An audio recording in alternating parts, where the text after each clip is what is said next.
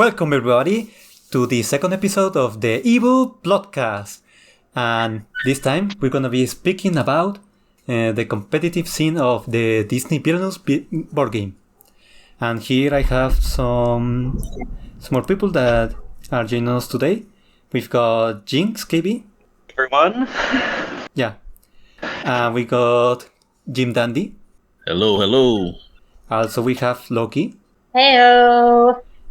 And we have UnhappyEnding. Hello. And finally, Waco. Hello, everyone. I hope you've all been having a nice villainous or an evening full of a lot of villainy, and you're ready to digest some competitive talk. Excellent. Also I'm MetaCross. Forgot to introduce myself. Yeah. And yeah. Disney Villainous is a game that's aimed to families, but we'd really like to play it competitively in tourneys and leagues and all that stuff. And when you play it competitively, it's sort of a different game because you're trying to not just have fun, but also try to come up with the best strategies and use the best characters against to counterattack other characters and trying to use the best strategy for each one. So it's very different playing competitively than for fun. So right now we're gonna talk about which characters are the best in a competitive game, which are the fastest, which are the slowest, which are the most consistent, and all that stuff. So we have a packed we have and we only have a short amount of time, but this can be the first of a lot of different conversations we want to do. And maybe by the end of this, we want to see if we can somehow show what our competitive rankings are right now and how that might have reached this point and how that might look in the future. And in getting there, we actually sent out a survey, or maybe I'm getting ahead of myself, actually. Meta, did you want to bring up a point first? Yeah, first I would like to begin with just trying to start the conversation by saying which characters do we think are the best, like the top three. So our personal top three then. Yeah, which three characters we think are the best one for competitive play. And obviously I feel like we can all agree that in the top three we definitely are going to have Madame Mim. Yeah. Does anyone disagree with having Madame Mim in the top three? No way. I do. I mean, I don't think she's absolutely unbeatable. I do think she is under-designed, obviously very strong and has a lot of elements a lot of characters don't have. I've kind of gotten a reputation at my game table for beating Mim with several characters, including bizarrely a Cruella win and a Scar win by now, but so it's definitely possible. She's also very much one of the newest characters. The older ones have had, 3 or 4 years of ways to develop how to get into them and stop them. She also has a much thinner fate deck, which you would think would be a benefit. The cards come around more often. You'd think so. Yeah. Yeah. But she's never had like a full proper Wicked League appearance, sadly. So it would be interesting to see where she fell in a weeks-long organized tournament. I definitely think she's Facilier tier, but I don't think she's an auto win, just because the game is still too new to a formalized environment, despite her being out for over a year by now. Uh-huh. I also... Yeah, and I think... Go ahead. Sorry. I think, like, one of the things about Mim is that her objective is pretty much straight to the point, which is, like, defeat all of the Merlin transformations and all that with your transformations, and then just kind of stack up from there. Yeah, she couldn't be more simpler in her design. Yeah, exactly. Yeah. Compare it to another simple goal like Maleficent, where yes, you can throw down some curses, but there's a lot of interaction that can set back that goal. With Mim, there are a couple of advanced strategies, but as far as the goal itself, it's kind of what you see and is what you get, which makes her very beginner friendly, and very. It's easier to find her ceiling than a lot of the other characters. You can Yeah. definitely beat her if you flip the table over and hide the cards. You can beat her 100% of the time. I mean, only reason why I think Mim is even really that good is because she could fate every turn. If she wasn't able to fate every turn, then it'd be like a little bit easier to beat because she is kind of slow. That She could is be like true. kind of Yeah, slow at times. that's very true. Because Yeah. there are lots of characters that really need you to not fade every turn so they can win. Like, for example, Yeah. Maleficent, almost every single... Maleficent has a very strong fate deck. So part of her strategy is try to fate lock the other player so they cannot fate you at least in the next turn.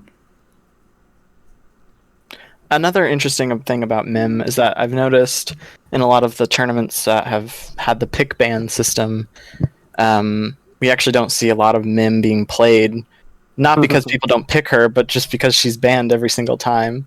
So it's possible we're like too scared of her to even try banning other people. I'd comfortably play against MIM using the right characters. Probably Facilier and Lotso are two of her biggest competitors. So yeah.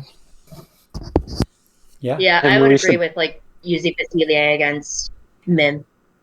Yeah, speaking of Yeah, I don't Facilier, think it really should be. It shouldn't really Yeah. be a fear of Mim. Like, you know, I think it's like manageable if you pick, you know, those characters like Doctor and, you know, Radigan, Lotso. I think I've it's had Yes, some luck exactly. with Yzma. Isma? I've had some luck with Oh, Yzma. Anyone with diminishing fate returns. It's odd because Ursula is almost a perfect counter pick. It's tough Yeah. to play around. She can vanquish to get the sporting chances off.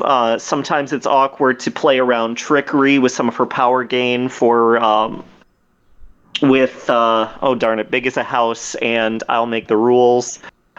Diminishing fate returns on Ursula's part. It's actually kind of bizarre that on paper Ursula is perfect, and yet the win rate I've seen is closer to 50-50, if not outright in Mim's favor. that just sounds like well-timed arrogance.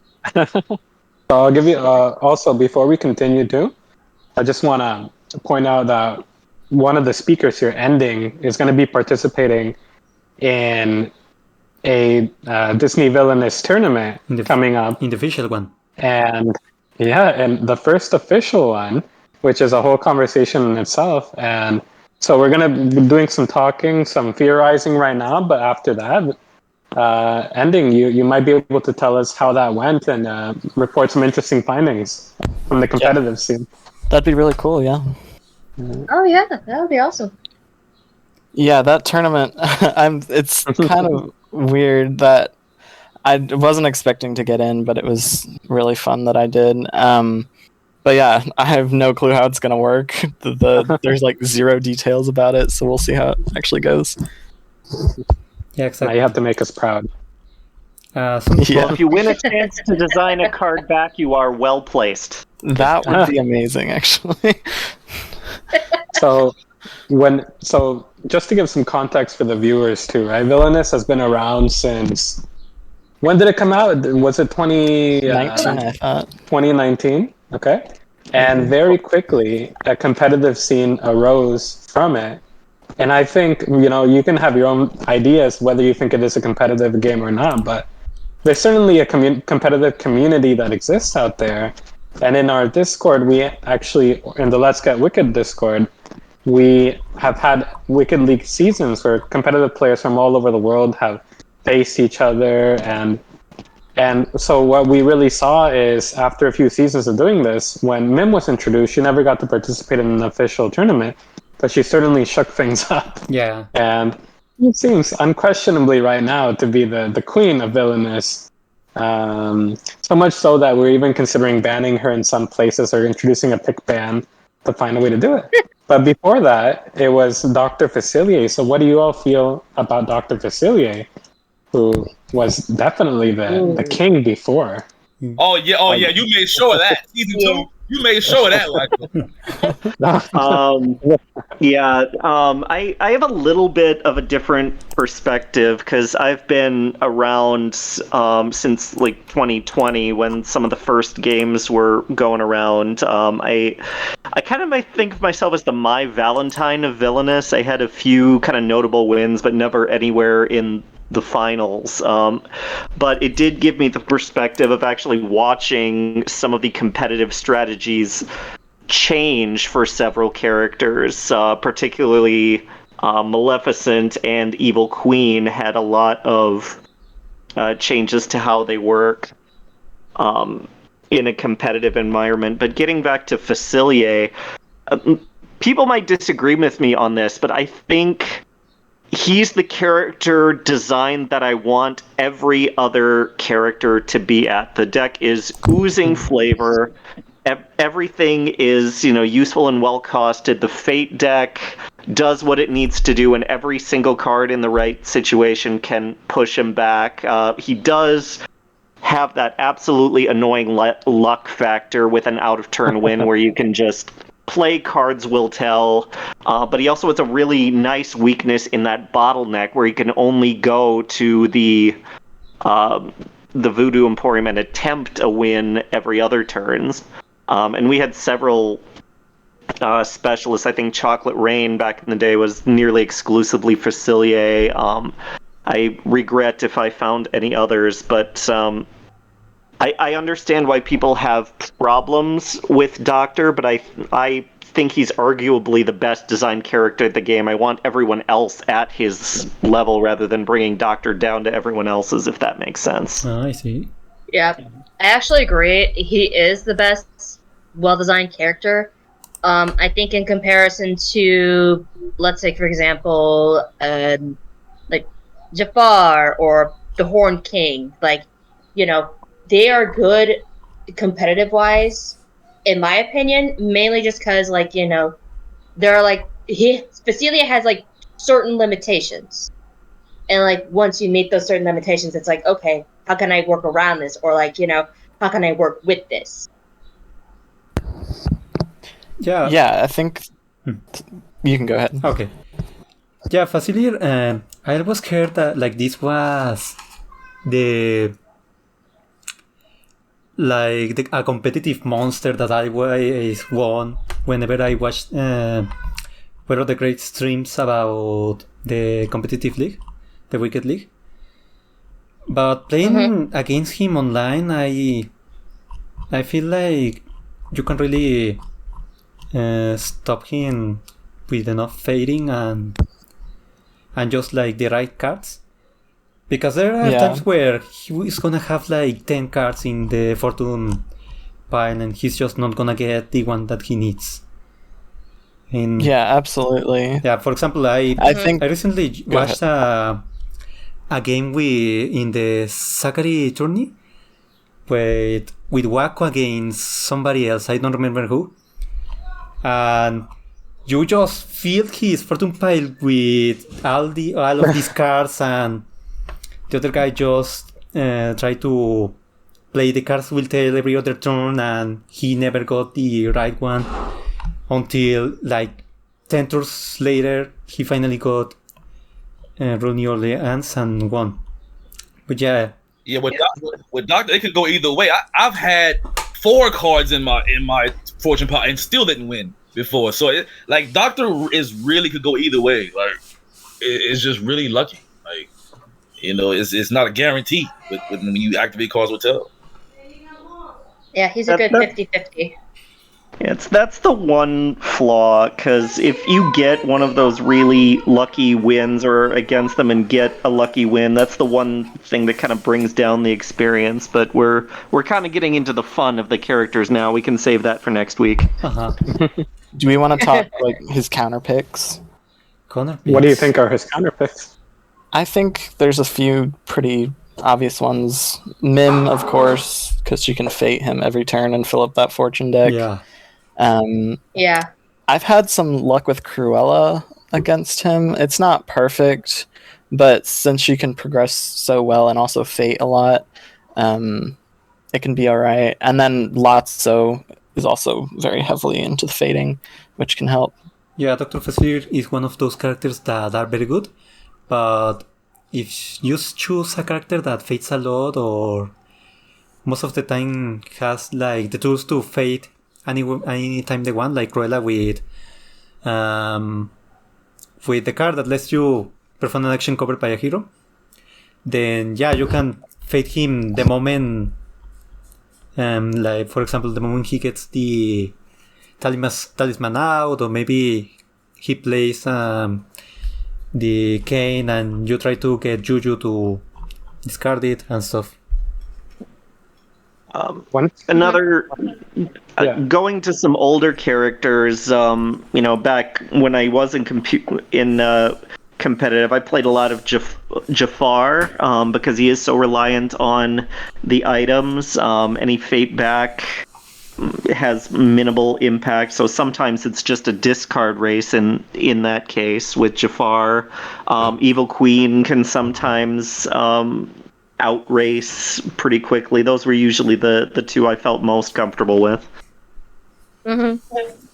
Yeah, no, I like Jafar. I actually like Jafar against Facilier for a counter pick because it kind of makes him play uncomfortable. He can't just go Talisman, Cane, and Frog Form. He can't just leave those items on the board against Jafar. So I would pick Jafar for a counter pick against Doctor.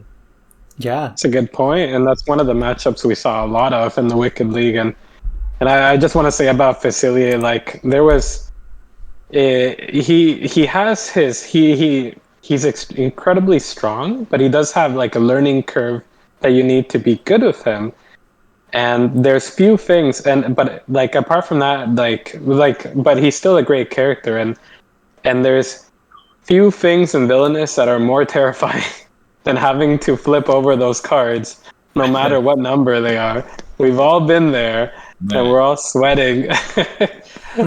Right? Yeah. It's a great Villainous experience, but it's terrifying, especially because they make you do it, so you feel responsible for giving them the win. Yeah, exactly. and that learning curve, as I mentioned earlier, I think is why people are a little more forgiving of Facilier over Mim. Yeah. That's true. Yeah. So moving on to another character, Dr. Facilier and Madame Mim are normally like consistently on the top characters for everyone, but the next ones are not so consistent, I'd say. But one of the characters that I see always popping up in the top spots is Evil Queen. This mostly because she can be very fast if she gets her ingredients early, and also she can use the tomes to look for them and stuff. And when I remember in the and when she has in the early days, Snow White out, it's very difficult to stop her because most of the time she's just gonna journal the power into poison and immediately take a bite. And again, I think it like goes straight towards like the limitations. Like there's like not just limitations on her board, but there's like limitations when it comes to her fate deck, or the deck that she has for her allies, her items, or her conditions, or her effects. Like all of those are pretty much like out in the open until you have full range, and then you're just like, okay, let me just gather up my stuff real quick and then just see what I can do for an easy win. Evil Queen was really fascinating to watch because I know she had a huge drop in season 2 before some people figured out some alternate strategies. Hanging on to the mirror, for instance, a lot of people were afraid of Sneezy discarding the mirror. But but it became very apparent that even if Sneezy came out, that extra draw was so much more valuable, and Woodland Creatures was so much more likely to discard the mirror. There was some people using I'll Fix You and a card play for another quick discard. More getting rid of heroes in the meantime instead of just stacking all the time when it was most efficient. So she had quite a fall and re-rise as again similar to Maleficent. A lot of people started with her just throwing down curses, and then I believe Cincy found some of the more defensive plays to try and set up and secure a win with Maleficent, and it eventually came out the best way to use her was to be able to switch between those two plays as needed. It was kind of her versatility that was her biggest strength. Yeah, but when the competitive scene, that is an interesting point. When it was in the early days, Evil Queen was seen as the OP character that everyone was scared of, you know? And people would roll their eyes if you were going to pick Evil Queen. But yeah, she has a lot of good cards, though, like a lot of good, solid cards. Like Magic Tome's amazing. Even if you discard the mirror, I can still go Black Magic, get it back from the discard pile. Like, she's just got a lot of good, solid cards. And all the ingredients are pretty much good, too. Yeah, exactly. Yeah, I would compare the Evil Queen kind of playthrough to Ursula's, because it's like, yeah, you have like certain cards that it's like, oh, you can actually go back to your fortune cards and like look for a binding contract to use against the heroes, but it's like you're locked on one of four areas, and like that lock can only go back and forth, and then it's the same thing with like her fate decks. It's like this some progress of like, oh yeah, you actually get rid of this one item of source for Ursula, and then once you have your your effect or your item or your condition to get that item back, then it's like, okay, let's try again, take two. And I think that's like the same thing with Evil Queen. It's like once you have that item discarded and like you have this other effect or this other condition where it's like, okay, let me actually go to the discard and get it back. Yeah, exactly. Yeah, good point. It takes Evil Queen a few turns to go on the offense, though. If she's going to either fate or defeat anything, she has to get back to the laboratory to brew poison or to fate. So I think in Season 2, a lot of people took advantage of that and fated her the first couple of turns to, especially with a locked location, limit what she could do on those first couple turns.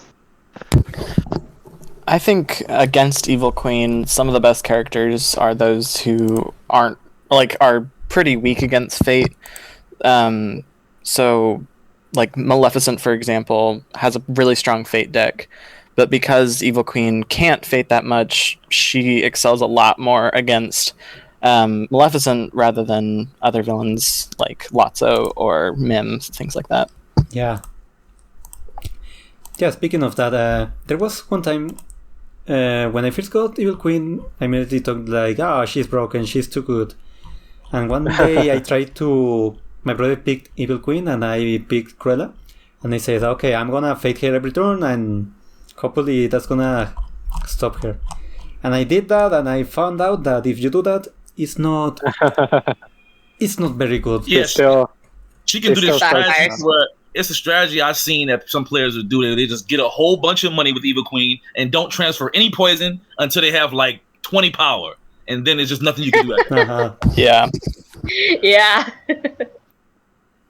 Yeah, she definitely can be overfated, similar to Ursula. Exactly. So she's definitely still one of the top characters for sure, but she has gone down a little bit. Mm-hmm. Yeah, especially lately I've played against some Evil Queen players and I've kind of gotten the hang of when to fate her and which cards to choose, because I used to always play a hero if one was revealing a Fate action, but I found out that Woodland Creatures was super good to get rid of ingredients and the Magic Mirror. But I hate that card play, Cable Queen. Yeah. So would you all agree that Evil Queen is an A character, or would you put her as an S character? I put her. I Or honestly low. put her in A. Yeah, I had her personally top put of her in A. Yeah, I'd say A. Yeah. Like an A minus or a high B plus. I don't think she's quite up there with the other what we used to call the big four, Tremaine, Radigan, Hook, and Facilier. But that was before Mim existed. So you guys Yeah. only. Mim Lotso You kind guys- of ruined everything. But I would say she's a very close fifth. You definitely want to at least take her into Evil Queen into consideration when you're thinking of tournament matchups. Yeah, She's she's definitely, like a good like, top defense six. to have. So you guys really only have, for S characters, you only really have Mim, Facilier, and Hades. Then that's pretty much your list, unanimous. You said Yeah, Hades. Hades. Let's go. Within Hades. top 10, yes. Hey, no, Hades slept on though, for real though. I don't like the disrespect towards Hades, man. He slept on, man. I actually Everybody think got him in Hades, F and stuff like that. Y'all think he that bad? I do So have let's- him in F tier. That's crazy. So let's talk about Hades. Oh. At the very least, he's fun to play. Oh, But absolutely. what baffles me and baffles many people is just the design and the card costs. It's like we're Pain and Panic's both supposed to have Panic's effect. It's like how the one everyone talks about is how on earth do you have Frog Form and Achilles Heel in the same box? Exactly. And Good also, point. Achilles heel. Yeah. And then there's like the added bonus of Hera. Achilles heel is Oh my literally God. useless if you have the underworld covered. Yeah, Yeah. which happens a lot. Yeah. So, just on the topic of Hades, what character would you guys say is the worst character competitively in the game? If you had to pick one. Oh, Pete, Oh. Scar. Pete, I'd go probably with Scar. Scar, eh? oh, Yeah. Mine's actually a y'all tie sleep on these between. characters, Or, man. or Gaston, I'd say. Y'all must have not seen a good Zachary Scar, bro. Oh. Somebody's got to be at the bottom though, right? Man, Pete, put Pete at the bottom. Pete is the worst Nah, character. Pete is not at the bottom. He's like Pete is low hard. to mid. Oh my, gosh.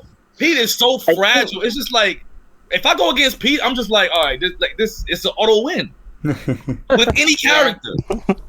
Wait, Loki. Honestly, what I were you would gonna say about him? that, in my opinion, I would say that it's a tie between Pete, Scar, and Mother Gothel.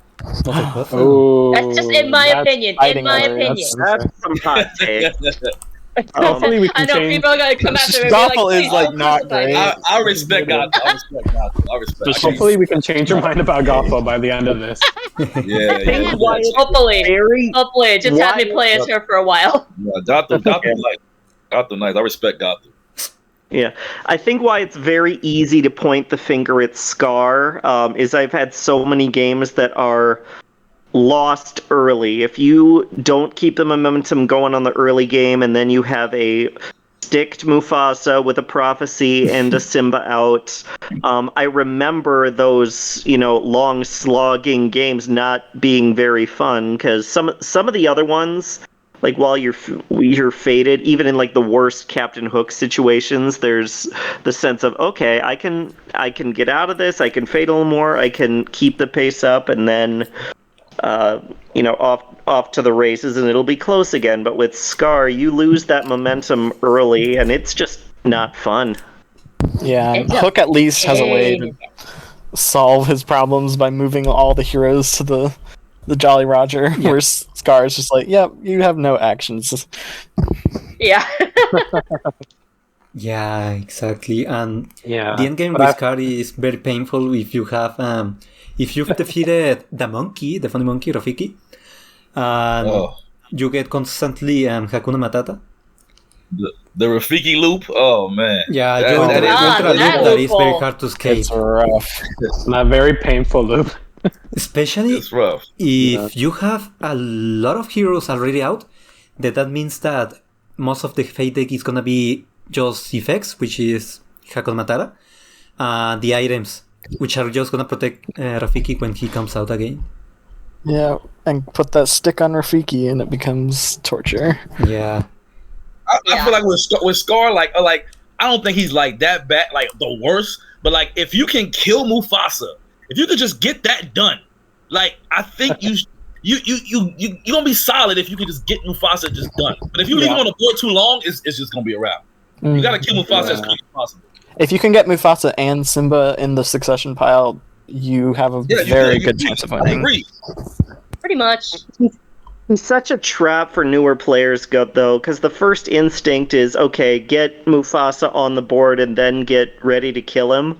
But if you can vanquish him in the same turn, that's just asking for sticks, asking for prophecies. Yeah. It's like there's you need it's so much more helpful to be further along on the learning curve with Scar, definitely. That kill zone ready. Yeah, it's very... Yeah. It's literally handing your ass over to you. Yeah. Yeah, that's why the last time I played with Scar, I prefer to discard Mufasa, and then when I'm ready, I whisper him to play him, and immediately vanquish. Yeah. Now it'll be really interesting to compare our findings with how we rank them for fun next time, because for me, I would put Hades probably the very bottom for competitive, but I would probably put Hades like top 5 for fun. Yeah, I see. Terms of character. Speaking of that, yeah. with the data we got from the survey where people rank their top villains for competitive play, we got on the top Dr. Facilier, Evil Queen, and Madame Mim, the 3 we talked about. And on the bottom, we have Hades, which we just talked about, and Scar. And the next one, which surprised me, is Mother Gothel. Like, do you guys really think that Mother Gothel is on the top 3, on the bottom 3 characters? Absolutely not. Yeah. No. She's kind of in between, honestly. I think it's just because... like, you know, you have to get to a certain level of trust points in order to get a clean sweep. Otherwise, next thing you know, it's like, oh, Rapunzel's and Corona. Crap. I also think part of the reason is that she might be one of the hardest characters to master in the game, alongside a few others, but her gameplay is very... You have to be very on it and like know exactly what you're doing, and if you don't, you fall behind so much. Yeah. I believe Wero put it as she's both the character you most need to plan ahead, and you most need to improvise and just use what's in your hand. So I can understand why someone learning the game would think of her as the worst and the toughest to learn, because she's got a very specific, delicate kind of mindset you have to be in while playing her. If you commit to one strategy and then you're fated and it doesn't work next turn, you can't. How do I put this? There are some characters. She definitely lose steam, sure. She definitely can lose steam quickly. Yeah, you can't have a board state in your mind and work toward it. If you play the entire game trying to get those 4 trust combos, you're not going to be efficiently getting that 1 or 2 trust at a time that make the difference. Mm-hmm.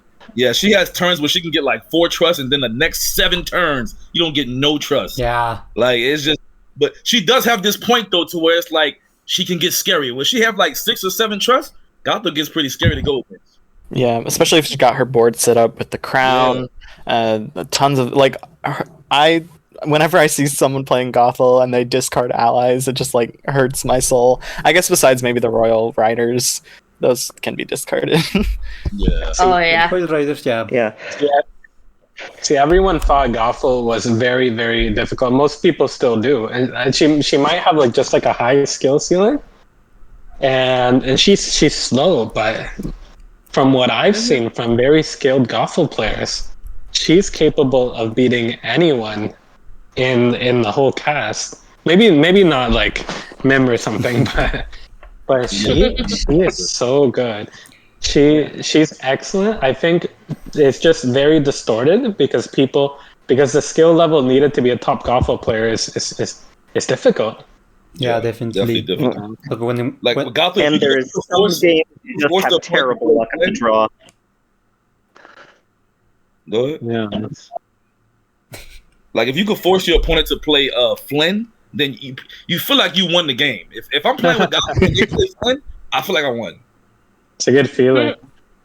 Yeah, especially when you're like a 9 trust and you do a combo by defeating, let's say, Flynn with a revenge, and you're at 13 trust now. Yeah. And there's nothing in the fake deck that can stop you. That's very satisfying. So where would you guys grade Mother Gothel from A to F? Mother Gothel, for me, it's like a lower A. But keep in mind that most of the characters, I have them at A and B.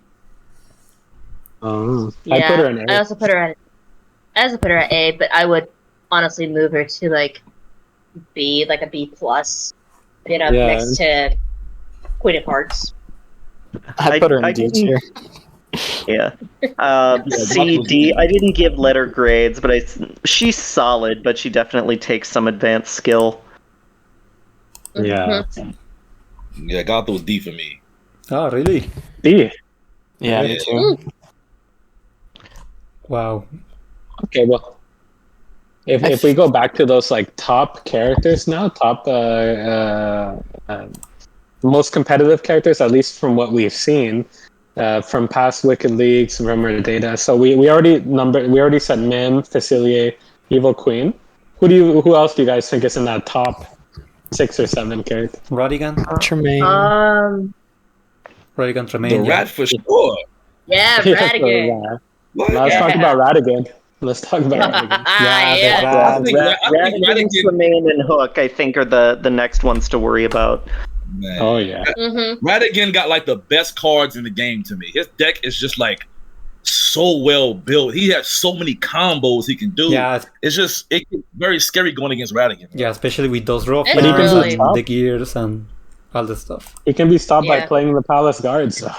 The ruffians. It's like you guys- literally. Yeah, with Radigan, I think you have to like literally be smart enough to play the right cards. Otherwise, it's just going to backfire on you. Yeah, it is a little. I know the second goal is supposed to be kind of a backup, but it annoys me that the secondary goal is really easier than the first, especially when you've had the entire game up to that point to get the cards you need as a backup. Super easy. I have not seen Radigan lost once he gets to that rat form. Oh yeah. When he gets when he's the rat, he pretty much just has to play Felicia and he won. Especially when you get it forced, when you have to play it when the robot queen is at Big Ben and you have to play the Basil there because you can't fade again the next turn. Oh, man. Oh, yeah. Oh. Yeah. Radigan is one of the most. I think Radigan is the character the highest win percentage of all of our seasons of Wicked League. Really? Because he's just remarkably consistent. Yeah, I think so. And he's played a lot. He's such a popular character, and he's capable of beating anyone. I've even seen Radigan beat Mim on some occasions. Just because he's so efficient and he can take a lot. You can fade him. You can keep fading him, but he can resist. He's the one character where I can have all my actions covered and I can still feel like, yeah, I'm okay. I'm still getting stuff done. Yeah. Because you already know coming into a game with Radigan, if you're playing as Radigan, you're going to get that last location blocked. Automatically, don't even think about that location. Don't even think about that location when you're playing with Radigan. Just think about the first 3 locations, that's it. And that's his biggest weakness too. Yeah, can't fate that much. Yeah, speaking of Though having the fate at the activate is very useful. Just go ahead. speaking of that, there's been some discussions about Rarigan, about which location is the best to just stack all your items, because most of the time people play all the items at the lair, but I've seen some people that prefer to play them at Big Ben, because most of the time people prefer having heroes there and defeating them easily with the ruffians and the backbush section. So, what do you think, guys? Where do you play the items? I've done both. Usually I think Big Ben is kind of my fallback, just because someone's going to get captured eventually. But at that point, if you're planning on leaving a hero there anyway, it's just sabotage bait. With I Big Ben. know it sounds crazy, but I play all my items at Buckingham. Buckingham? Ooh. Oh, I play them all at Buckingham. Really? I want to force that I've seen balance. that too. oh, I see. Okay. Yeah, I it's usually go with like the lair. And Buckingham Palace is just, just me trying to think of like, is this a good gamble or not? But I do Big Ben as like a fail safe. Yeah, I think both are legitimate strategies depending on who you're going up against.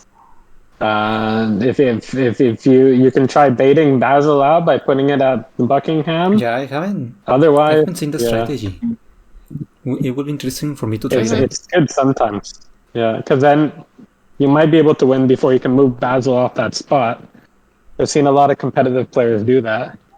But otherwise, the other 90% of the time, you probably want to cover his double play just because he's so fast. Yeah, that's also true. Yeah. I personally only play items to the lair, just because Basil is definitely gonna be played to the item's location. So having it at the lair, it's not really disruptive. And fun fact, if you can play the Robot Queen again and bring her to Buckingham Palace after she's been discarded. So when you're the rat. I think Jinx discovered that could be a hard stop. It's prevent them from winning. Top luck. That's yeah. So that would be an incredible competitive move. It would be so funny to do it at the official tournament to see what the designers say about that. Yeah. Like maybe they're like. So many people catch on that. I don't think it's realistic in any sort of circumstance. It's like the Gothel Love and Trust play. I am not paying 15 power twice. There's no way I'm paying 15 twice. Actually, moving on to other characters, if you'll allow me, one of the biggest divides that I've seen between like newer and competitive players, as far as like bans and overpowered opinions, is Queen of Hearts. A lot of people, more casual players, have put her on absolutely S tier, banned from the table, unstoppable. Wow. I don't think she's that good. I mean, once you block once you block her locations and Alice is out, it gets really slow. It's just pain. Well, I'm talking like Reddit and Facebook posts, much more casual posts. I've seen lots of things like that from Maleficent as well. It's like she's the most OP character ever. I'm like, yeah. Well, let's be honest. When we Yeah. first got the game, we all thought Queen of Hearts was too easy. Oh yeah. I I thought remember that. horrible. That's true. Oh my gosh. I always thought that like first season. And we're like, wait, how do you play Ursula? Yeah. Yeah. Yeah. So I always thought that, Queen of Hearts is really good, but then everyone's just like, oh, she's easy to beat. And so it's just like, are you sure? Yeah, wait until you get to her fate deck and you're basically screwed. Yeah. Ursula's claim to fame, though, is definitely her counter pick. She's got some really favorable matchups. Yes. Yeah, like which ones? Yeah. And now we're getting into the realm of characters that are not so easily distinguishable as like the worst or the best. Now we're getting into like Queen of Hearts, Ursula. These are characters that are more difficult, in my opinion, to say. Are they good? Are they bad? Where do they belong? Yeah. Ursula, my opinion, is good. Again, because there are like moments where I played as her and it's like, oh, I got the trident, oh, I got the crown, I have it here at this one location, and I now have this on lock. But then until I get Triton now, and it's like, okay, and I have to give the Triton to, King Triton, and then once I vanquish him, I get it back, and then I'm good to go. And she's really easy to stack up heroes and items to use against them, because then you have an opportunity to move your character to that specific location and vanquish them one at a time until it's boom, boom, boom, boom, boom, and you're good to go. She is deceptively simple. She's got a lot of gimmicks and a lot of tricks that make her seem really complicated and really intricate, but she's kind of just a blunt instrument, a hammer. Just stack everything, get your items out, get your one contract. She's really not that tough once you see through all the design. Yeah, it's been interesting. Yeah. Ursula is funny, and also when you plan against her, you just gotta get past that first fate. As long as it's not aerial, the Ariel and what's the one card? Snarf Flat or whatever. Yeah, as long as Ariel is not force played, you're good. Yeah, Ariel force. Yes. I've had so many games with aerial force plays, and it drives me crazy. And that's the scariest part about it. Yeah. Now it's just a race. Yeah, exactly. And Ursula, it's a very interesting case for the competitive side of the game, because you can really see that the way she was designed to be played is not the most optimal way, because they gave her this very original way of defeating heroes, but the optimal play is just defeat Triton and maybe Ariel, and that's it. Everyone else, it's definitely better to keep them in the board, especially because their abilities are only on play. So Ursula's the most beautiful mess. From Villainous. Yes, queen. It's a shame because I like her gimmicks, but they belong in no way together. You give a bunch of hero moving tools to defeat them, but then you only have access to 3 locations. You have a bunch of things to move heroes out of your way, so why on earth would you attach something to defeat them?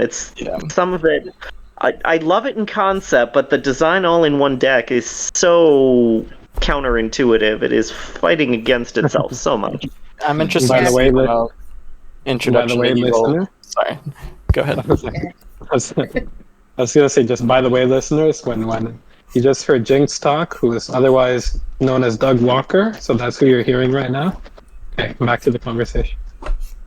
What? You want to bonk a seagull? I'm interested to see how Introduction to Evil retweaks Ursula. Maybe it'll fix some of her gimmick problems, but we'll see. Yeah, only time will tell. Yeah, it's gonna be definitely interesting to see how they change her and how that's gonna impact the competitive side. Because if the new version is better, then no one's gonna play the previous one.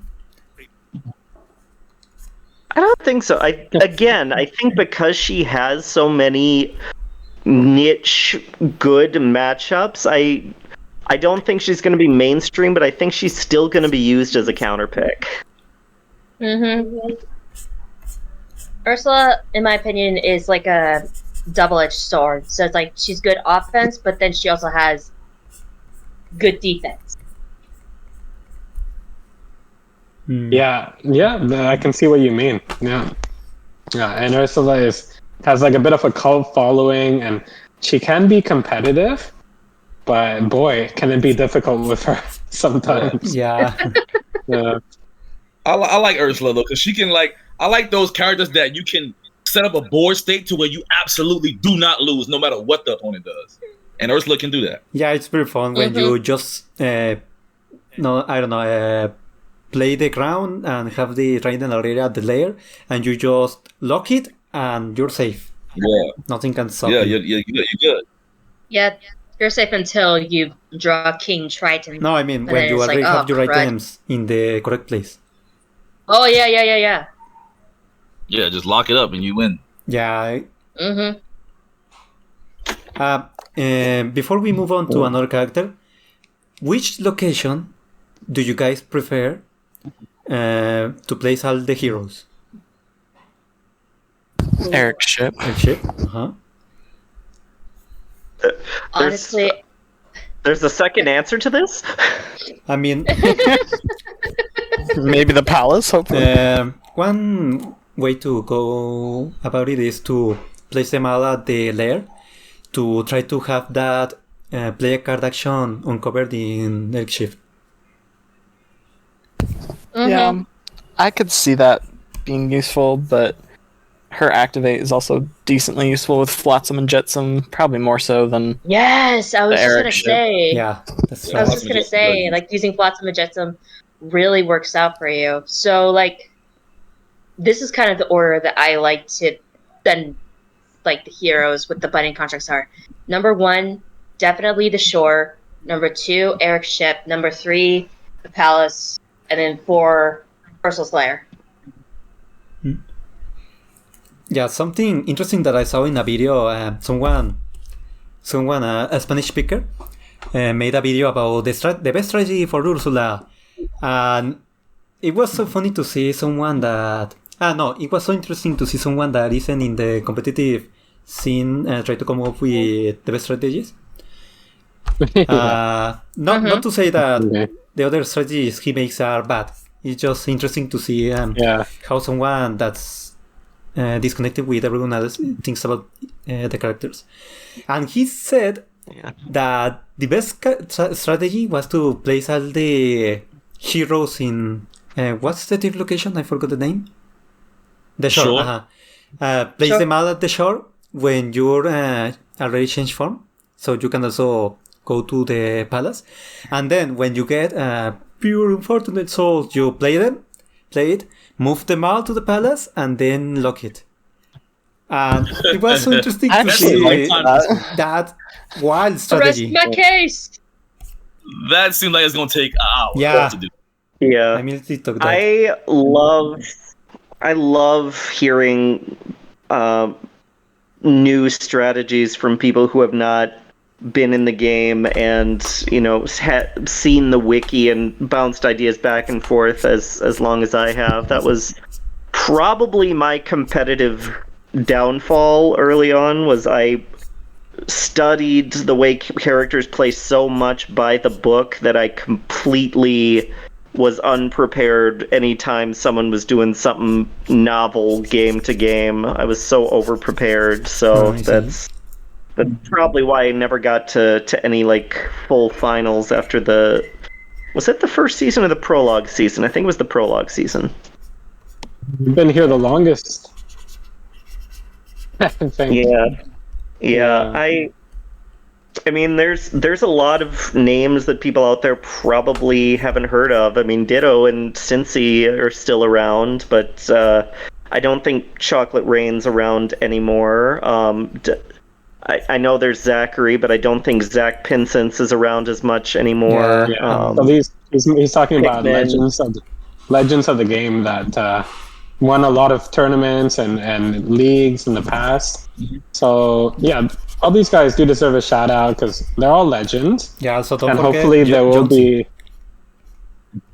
Yeah, Jonesy. The competitive scene would not be the same without any of these people. So exactly, and hopefully there's going to be a new Wicked League and fingers crossed and new tournaments in the future, so we can have new legends be born. Yes, sir. Yeah. Yeah. So moving on, which character do you guys would want to discuss? So we need to discuss also Lady Tremaine. Oh yeah, definitely. Yeah. Oh, God. Oh my gosh. I And we have wanted to be good with her so bad when she first came out and was available for the Wicked League, but what I didn't think of was I've got a box. I prepared against every single character with Lady Tremaine. I was ready for her to be my flagship, but I only had one deck, so I could not prepare for the mirror match, and that's where I absolutely crashed and burned because I played her, but so did everyone else. Oh really? Yeah, she is just. Oh man, she will disappoint every single time. She is mean. She is definitely very mean. Yeah. Now, she's probably one of my favorite characters, but competitively, she's definitely up there in top 6. Mm-hmm. And it's, again, And we I know all a know lot why. of people don't. I know a lot of people don't like Despicable Plots as a box. She had a lot of kind of wording issues aside, but she has a plan as far as her design. Her realm is great. Her cards have a specific gameplay style that is very defensive, and she wants to do. I think, like, out of all the Ravensburger characters so far, she's the one that feels most like a Prospero Hall design. Yeah. Lover or hater. Yeah. Talk about controversial. She is loved or hated. There's really no in between with her. But there's no denying that she's really good at competitive. Just because she is so good at preventing You're playing harmful with her or against her. Yeah, I feel like the reason some people really don't like her is that she can really control her fate deck. Like there are several times where I see someone play Lady Tremaine, and even though she gets faded, like not a lot, but like she gets faded like normal amount of times, she has pretty much no heroes in her realm, and most of the time you fade her and you get a dead fade or something that is barely going to do any damage. Yeah, the thing about fading Tremaine is that she has so many ways of blocking all the harmful effects, but if one of those slips through, it puts her back so many turns. Yeah. Like Fairy Godmother can just wreck her entire game. Yeah. If you can get through her defenses, and that's a big if. If you can get through her defenses. Yeah. If y'all draw the ball down versions early, do y'all discard them or do y'all just hold on to them? Oof, man. and play? That's a tough choice. I usually keep at It least depends one. on how else it depends on what else I'm discarding, to be honest. Like, if there's an I said if in there, then yeah, of course I'm gonna pitch him. But if I've discarded both of those, I'm gonna hang on to it. Yeah, if I haven't seen I said if, maybe I'll discard both of them and try to get the items as fast as I can. But if the I said if are already in the discard pile, then I prefer to maybe discard one of them and try to look for the one sister. Yeah, I don't really. Is there that much of an advantage of having two sisters on the board rather than one? Absolutely. If you're not avoiding conditions, then absolutely yes. You having the options of moving two, considering there's 3 Sweet Nightingales in the deck, makes it an awful lot easier. Yeah, and also especially if you have the both dollars before you do unlock the castle, no, the ballroom, then any what was the card? Sweet Nightingale. The Sweet Nightingales are not gonna be as bad to you.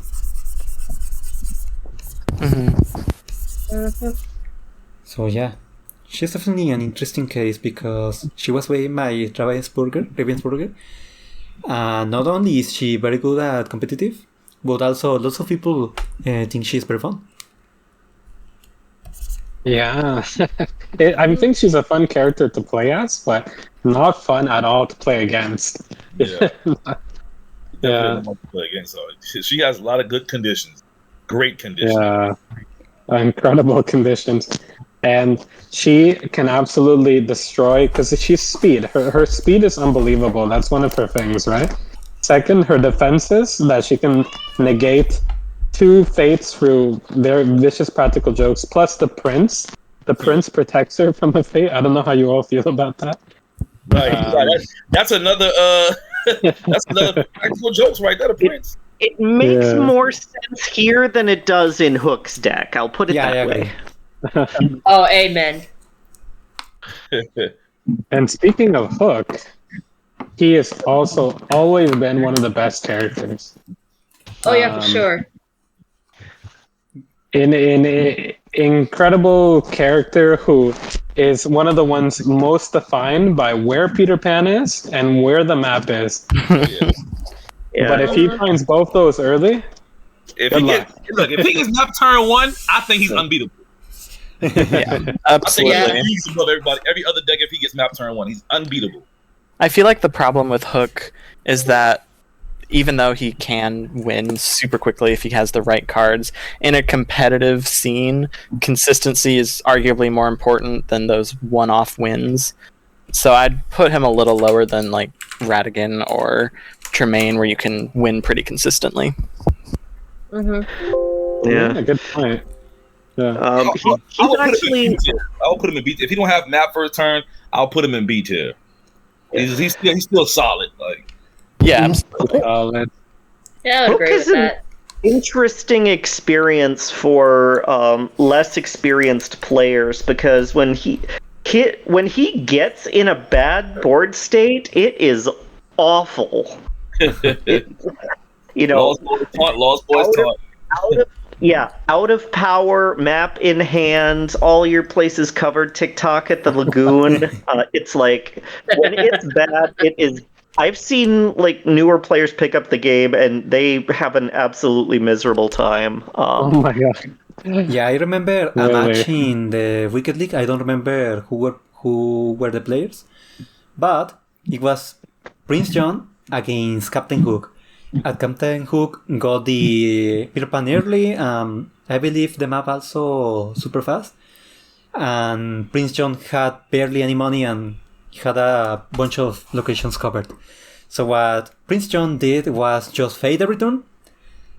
And eventually he got a bunch of towns and TikTok and started to defeat his own heroes. And eventually Prince John won. It took a long time, but it really shows that Captain Hook, once you start feed spamming him, he can really be stopped easily. Yeah. Well, it's interesting. Yeah, it's interesting that you mention that, because the other thing that Prince John and Hook have in common is that they're big fate card that sets back a win with them actually requires a hero already on the board, so sometimes to do any meaningful damage you have to fate twice as much. Yeah. Oh yeah. Between taunt and steal from the rich. Yeah. Fading Prince John though is kind of scary though. You don't want to fade him too much. Yeah. Unless you get Richard. You will get taxed. Yeah, that's true. That's another character that you have to slow him down as much as you can in the early game with Richard and Robin Hood and disguises and stuff like that. And Little John, when he's Prince John has very few power, is also very good. Oh yeah. Okay, yeah. So I would say for Hook that this is a character that everyone fears because he's terrifying, right? Because you're just racing against him because you don't want him to get his map, you don't want to get Peter Pan, and you're so scared. The eternal dilemma of whether you want to fate Hook or not. You know, that is that. Because if Peter Pan is at the bottom, you're better off probably not having fated him. But right. So what do you guys think? Fate or not? If you fate Hook and you get that first bit out the way, you're like, okay, Pan's not there. Okay, let me see if I can try it again. And then he's not there again. You're like, okay, cool. I might be able to keep fading him then. Like it's just really good with Hook though. Sure. I think it's important. Go ahead. Yeah. Sorry, but with fading Hook, it's like a game of Russian roulette. Yeah. Who are you gonna get? Who are you gonna get? Who are you gonna get? Yeah, but I don't know. My rule of thumb is 3 fates and then they're on their own. I just keep fading. I don't really care if Peter Pan comes out too early, because once he comes out, you can just fade him with no consequences, and that brings out the taunts and pixie dusts a lot faster. that's true. That's true. That's true. Oh yeah, that is true. Yeah, one thing is that it's very dangerous to not fade Hook a single time, because he can really get lots of allies and lots of power, and at that point any hero you play is just gonna get vanquished immediately, especially because of canon that's a vanquish action at location. So yeah, it's a very dangerous game to not fade Hook a single time, because when Peters comes out, It's he a can dangerous just game. defeat any hero you place immediately. Yeah, he's not entirely, but very RPG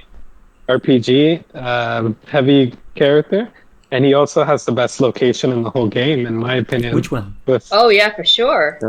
Which location is that? That just gives him so much control. Oh, the last location of it in his realm, I think it's called Hangman's Hangman's Tree. Tree, yeah, Hangman's- definitely. Hangman's It's Tree. one of the best Yeah. locations.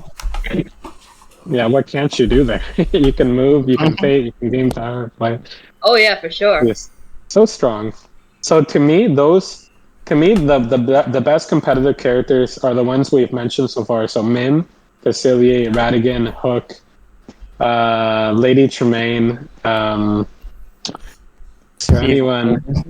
Evil Queen. Evil Now, would I put Queen. Evil Queen? Yeah, probably belongs up there as well. Yeah, Mhm.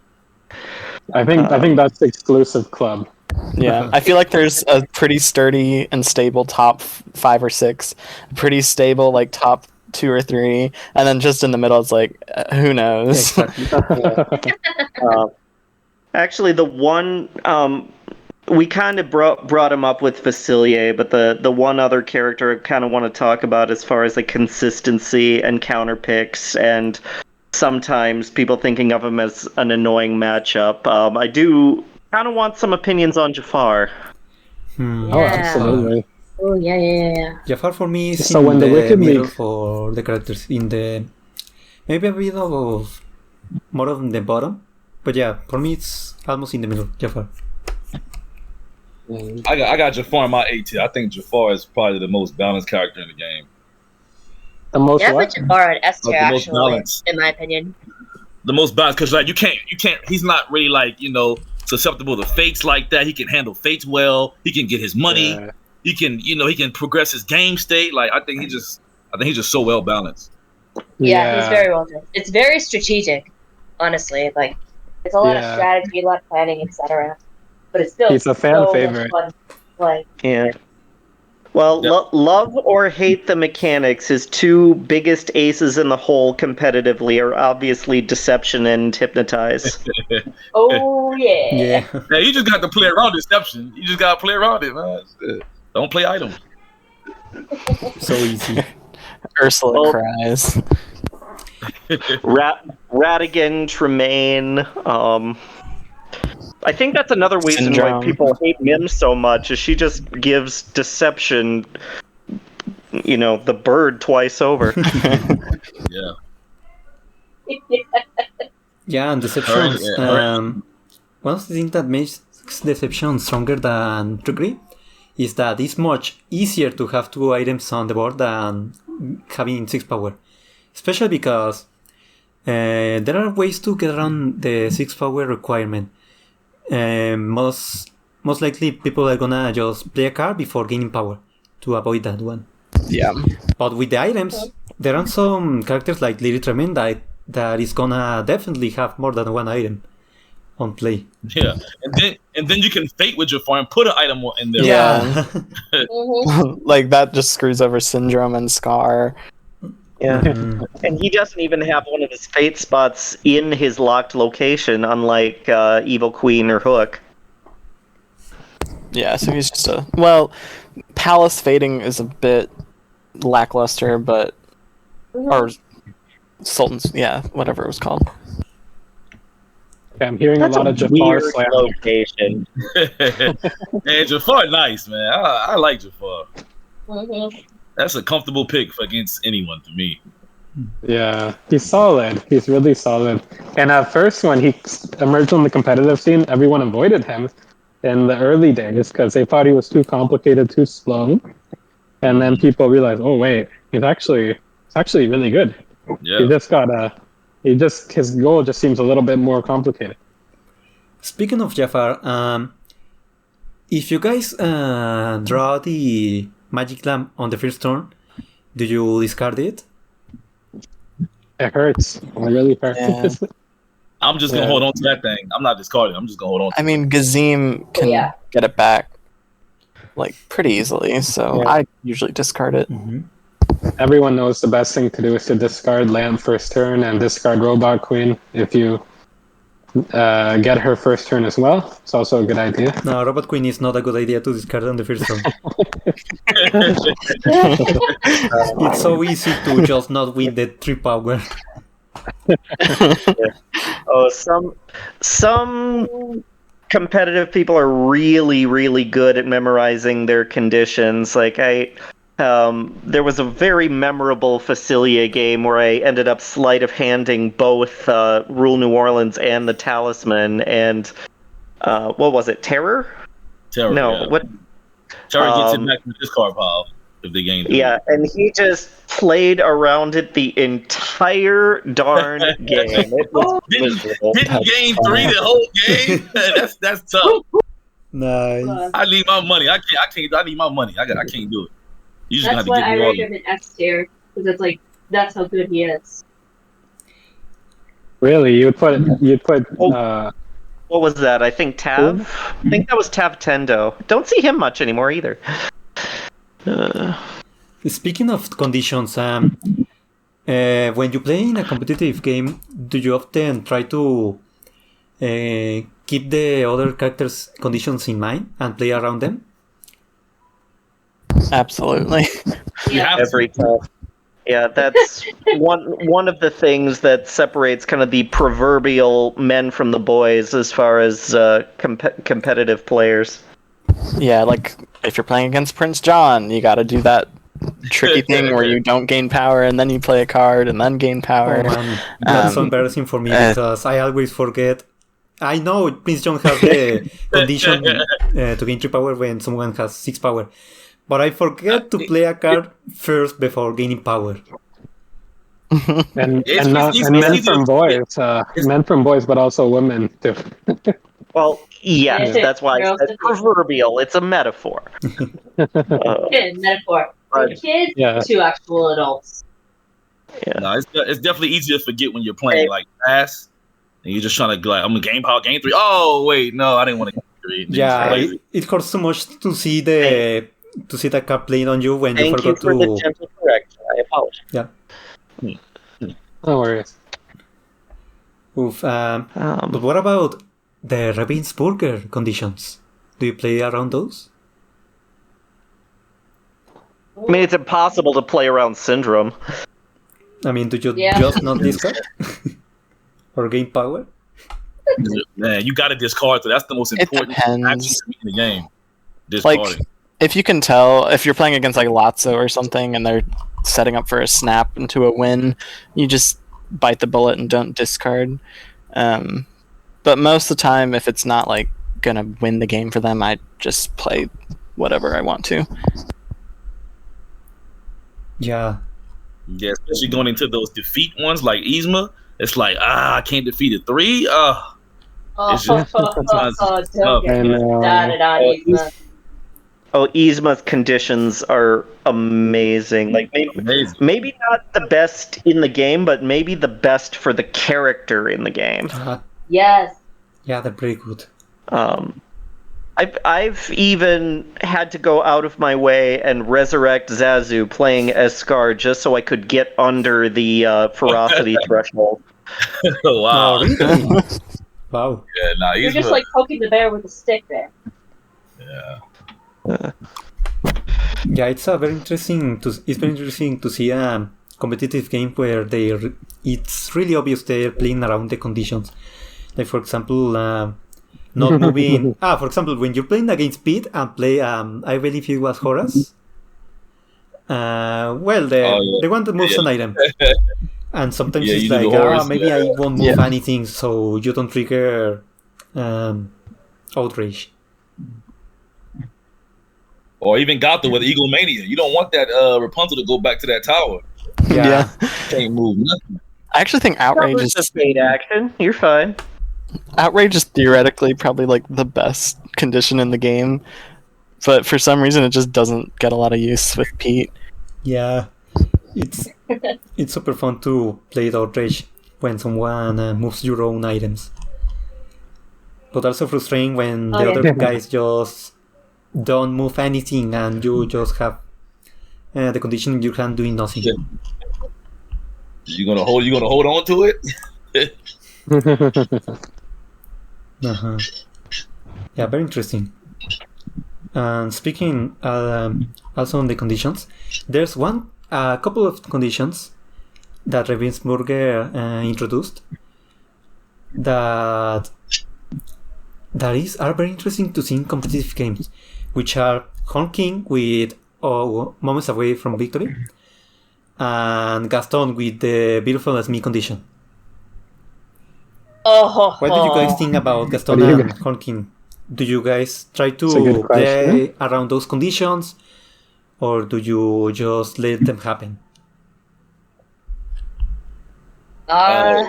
You got to play around beautiful SB because you can't just let Gaston get free like removals. Like you just can't. You just got to just play the actions, man. You can't play that into beautiful SB because he can have three of them. He can have all three. Yeah. I don't want to be mean to Gaston, but I think that's one of the few things I really like about his design is the pressure of Beautiful as Me. Because can't he go from those 3 Beautiful as Me's into a 8-0 turn? Yeah. He can go. He can if you have 5, even if you have 5 obstacles, it's scary going against Gaston. He can get rid of 5. Yeah, definitely. Yeah, that's far and away his most efficient way of progressing. Yeah. Just save up all that power. Guys, what do you guys think about Horn King and Gaston as competitive characters? Oh man. They're probably my 2 least played characters, to be honest. Gaston is frustrating. But I think because it's so easy to just reset all your progress. Oh yeah, for sure. Yeah, but for example, Gaston with lots of power is super scary. Yeah, he is scary, actually. Very scary.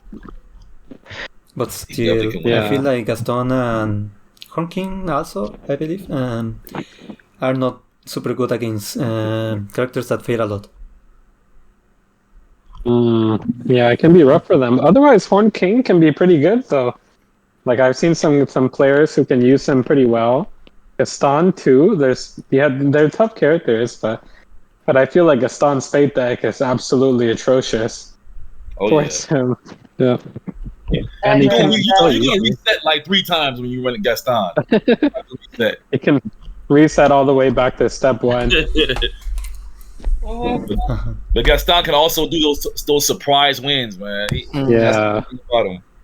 Super lucky. Yeah, and Horn King, we should say something that very interesting about King is that most of his heroes are super weak, so it's super easy to keep the board free of heroes. Yeah. Especially once you start with those Cauldron-born. Especially. I remember playing last week, I believe. I was Horn King and I got faded a lot to the point that all my board was covered with heroes. And in like 3 turns, I believe, I emptied my whole board. Just Flutter Flam was the only one left for obvious reasons. And it was so satisfying, like vanquishing and defeating all of these heroes so easily. Yeah, he has no problem with it. Yeah, you meta with playing the Horn King. It's just like, oh, I know I can get this. Oh, I know I'm getting lucky with all this. It's just like, just wait until I fate you, dude. Just wait for it. Yeah.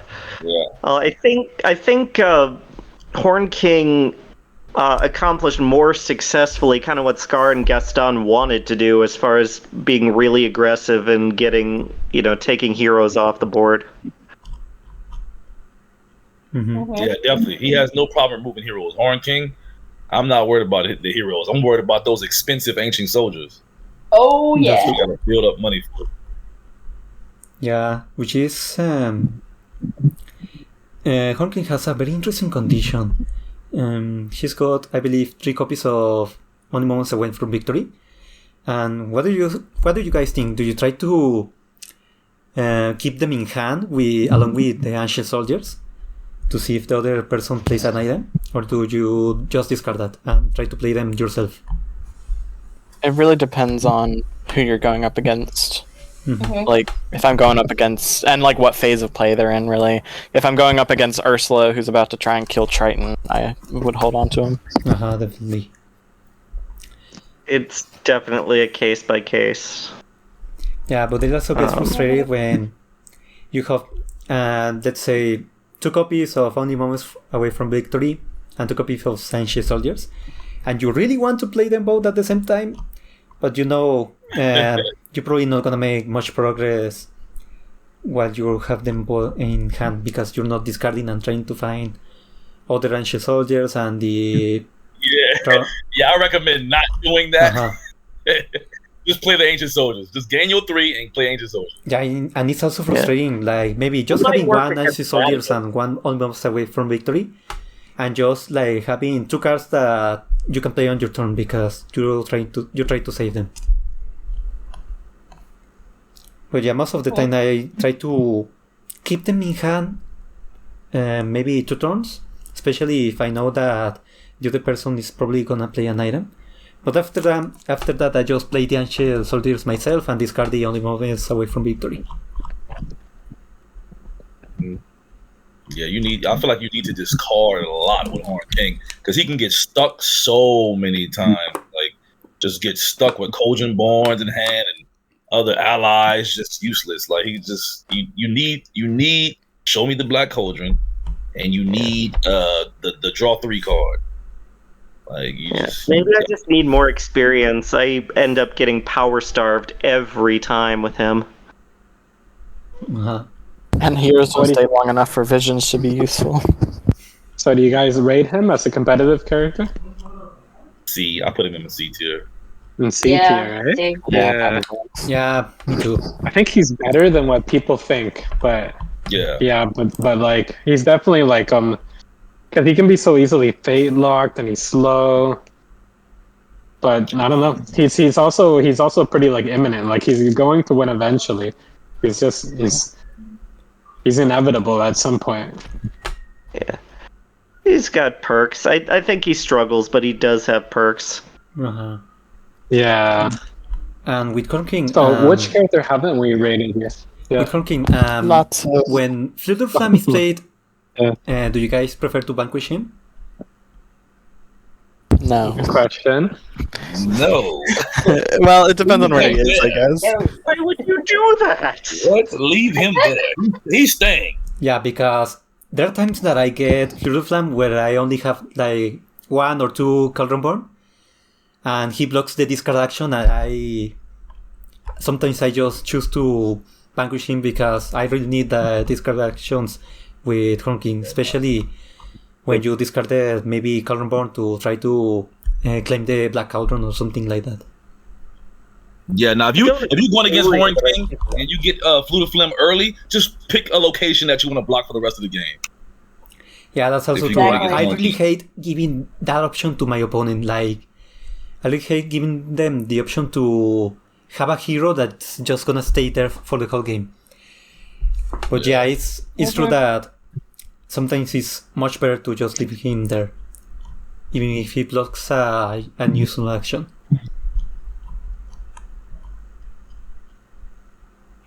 So yeah, what other characters would you guys like to talk about?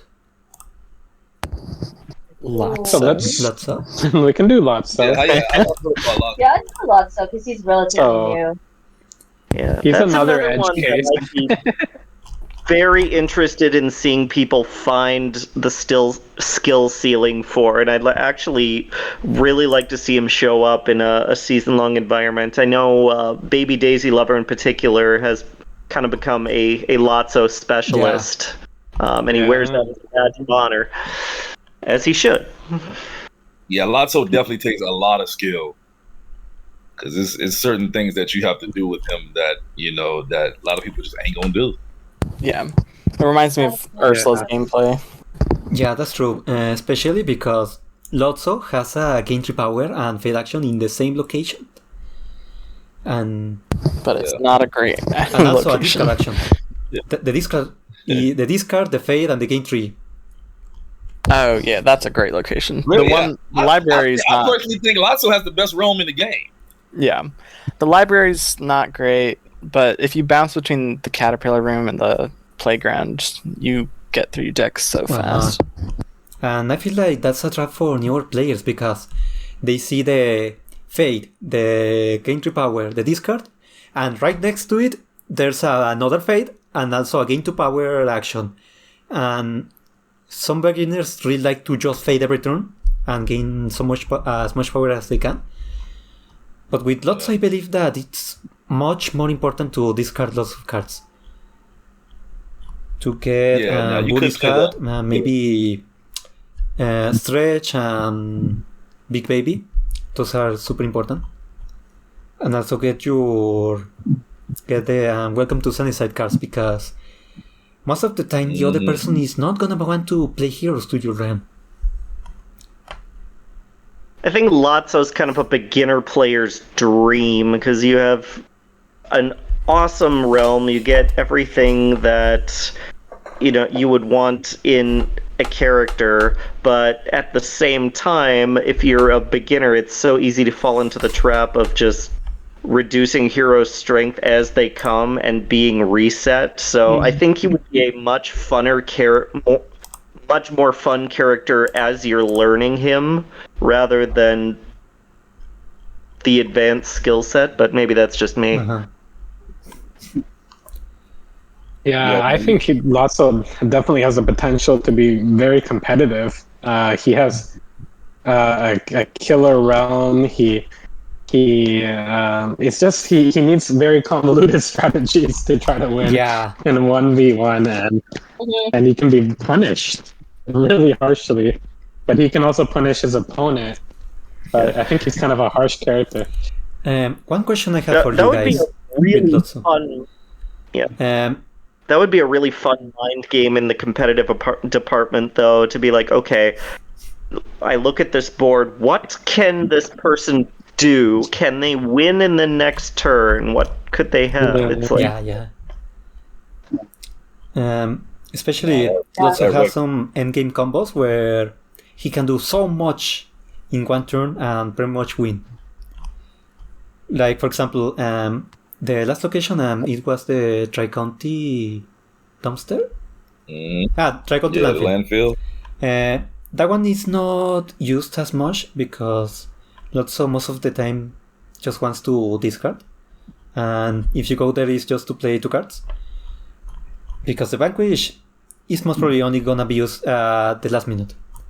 So yeah, when you see lots of players go to the Tri-County Landfill and he has all the heroes like in the board, like you pretty much know that he's gonna win in this turn.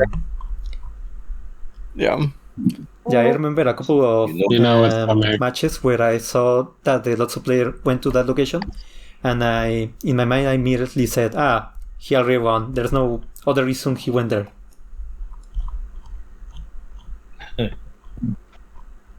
Yeah, no, Rex is a trip though. If you get Rex caught up though, it's rough. You got to reset Rex. Oh man, having Rex with -1 strength on the Caterpillar ROM, and then someone plays, I don't remember which card, but the one that gets rid of the -1. Bonnie's Toys.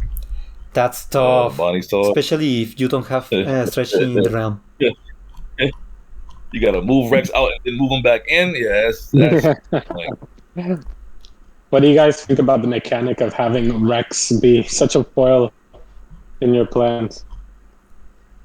Oh. I mean, you could get around it, but it is quite annoying. If you don't have stretch out, oh man. Yeah.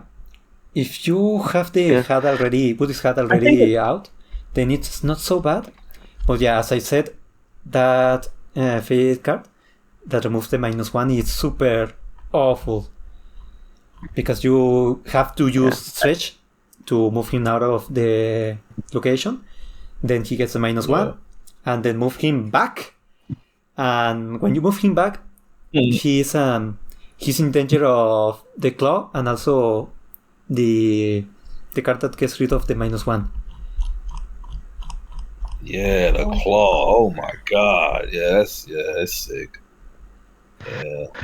The claw is actually a really interesting study in design because it's a card that is so powerful it completely warps your gameplay strategy around it, ironically making it nearly useless in practice if you're...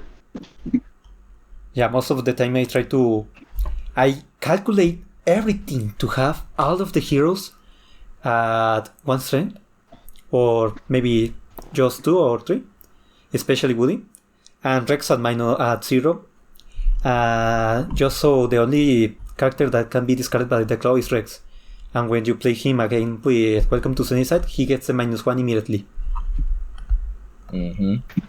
So yeah, it's an interesting case. Do you guys prefer to have other heroes at 0 and risk the claw? Never. I'm fine with Rex's ability. I don't know if I would assign it to that character, oddly enough. Yeah, I agree. Really, what other character would you like that ability to? I don't know.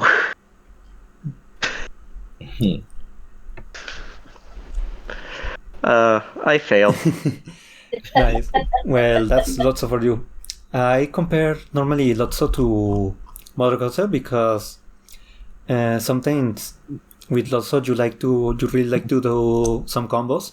Like for example, using boss to vanquish a hero outside of the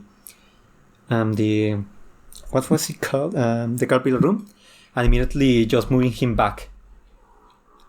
Like, yeah, as I said, Recon to Lightfield is very good for combos, and it's super interesting.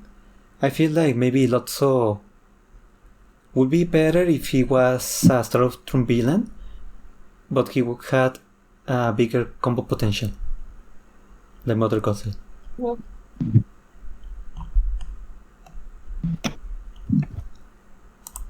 So, what next? Which characters have we not talked about?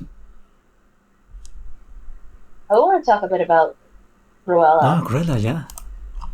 and her gameplay, because hers is like, people say oh, she's not that hard or anything, but I look at it and it's just a whole wow, what just happened? I think there are so many steps with Cruella. Exactly. I think she is the single slowest character in the game. Really? Which is a bad thing. 'Cause that's a negative thing for her gameplay. But I think her lack of a strong Fate deck and the fact that she can Fate so much balances out at least a little bit. Yeah, definitely. Mm-hmm. Yeah. She has some good items. She has some good cards actually. She can handle. I think she can handle heroes really well. I think she can, maintain her money if you're doing the I live for first combos. But I mean, I think she's pretty solid. I don't think she's too bad. Yeah, she definitely takes time to set up her board with both allies and maybe a couple of items, especially the roadster. But when you look at her board and she has all of these puppies in the correct locations, she's very scary, especially because really there are only 3 cards that can stop her win condition, And sometimes you go with Cruella, you can... with Cruella, if you have lots of 22 puppies in Jasper's location, then she can just get so many puppies captured in one single turn. Yeah. And that's very scary sometimes. Oh my god. Yeah. Well, she takes so many steps to get going, and she has an awful lot of good hero control, but any card you play, any activate you use, any power you spend, getting rid of heroes is stuff that you're not spending on getting puppies. And with some of those bottleneck issues with Vanquishes, especially at the Radcliffe House. I mean, if you have 2 heroes at the Radcliffe House, and both of her activates are at the top, so those can both be easily covered. So yeah, she is definitely... even being kind of having a lighter fate deck, she is easy to pin down and easy to distract using stuff to get rid of heroes instead of getting puppies. Oh yeah, for sure. Yeah, even Pongo. Pongo was a huge distraction. Just slap Pongo down on the 22, and it's just you got to use Roadster now to move it out of there, and just got to do a bunch of other stuff. I think if there's an argument for a fate condition like Deception, because I really like her gameplay, but it just takes so many multiple steps and multiple actions. If there is an argument for a fate condition, it could be for Cruella. Mm-hmm. When playing Cruella, do you guys think that it's a better strategy to go Vanquish heavy? With the telephone and the the fireplace pokers, or just try to, like Ursula and Evil Queen, try to stack all the heroes in one location? I think it's important. Go ahead. I'm sorry. I'd say strategically, like, it's good to get them all done instantly, but then again, like, as I'm saying, it's a little hard because then it's like you've got conditions in your hand where you're just like, oh, okay, it's actually this, and I can, debuff this whole action that's against me from this fate of sorts. So it's strategic-wise, I would rather stack them up and then vanquish them, because then it's I know that I have a game plan. Yeah, I slightly disagree. I think that it's about similar amount of resources she has to spend to vanquish them as it is to move them all to one location. And realistically, she has more resources to kill heroes with the fireplace pokers, and the telephone is actually really useful. For one, you get a free vanquish, you only have to pay 1 power. It does cost an activate, but then you get to play that ally anywhere in your realm, so you can move Jasper from one side of your realm all the way to the other side to get even more puppies. Yeah. I haven't played Cruella too much. I think there's arguments for both sides. Problem is, most of the time I would easily stack heroes at the countryside, but that double play and move is so helpful in the late game. That I would kind of want all of my locations open, if that makes sense. But then again, her fate effects can be so brutal, although I guess you can hope for a combination of reckless driving and we're Labradors later. But flew the coop again is just, you have to take 2 steps to get whatever token it is back, and you can bet they're going to pick a 22. Yeah, exactly. And with Cruella, normally this is something that I see everyone do, and it's super strange to me that it seems like it's the obvious strategy, but everyone plays Horace at Hellhole and Jasper to Radcliffe House. Do you guys think that those are the best locations? to play them? I I think ends. yeah. So I would think so. Honestly, it's either put them at the two ends or put them in the middle to give them the most puppy range. The reason they put them at the ends, though, is to protect those activates because they're so important. Uh-huh. Yeah, that's very important, especially Hellhole with the 5 actions is super good. You got the move that is very useful when you have the roaster, you have the discard, which is super nice for Cruella, because even though Cruella has lots of good cards, like pretty much every hand you have in the game, it's gonna be useful.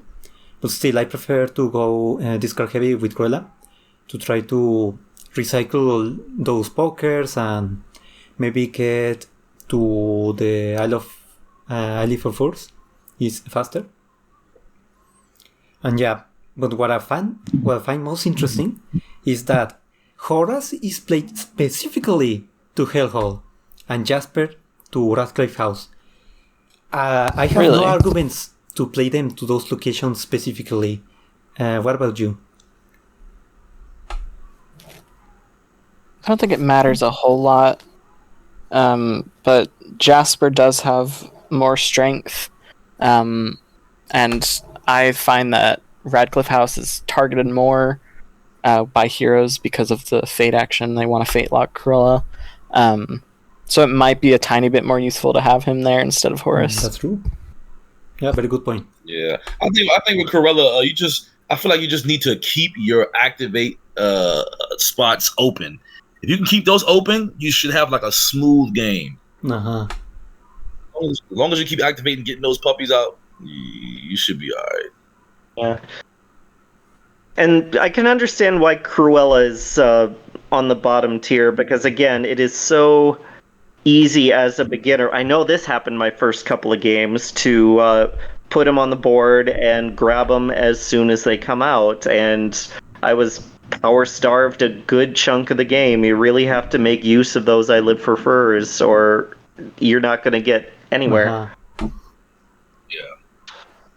Yeah, she's definitely on the slower side, especially on 1v1. Mm-hmm. So excellent, good talk. Who's left? We've gone through so many of them. Even just talking about the characters. Have we yet to actually discuss Pete? Yeah, Pete, definitely. Oh my god, Pete. You haven't mentioned Pete or Syndrome. Yeah, Syndrome. Isma, we mentioned a little bit. So really quickly, we can talk about them. Pete, Syndrome, Isma. Talked a little bit about Queen of Hearts. And Maleficent. So yeah, Pete is a strange case because there are people that say that he's super slow and pretty much at the bottom of the tier list.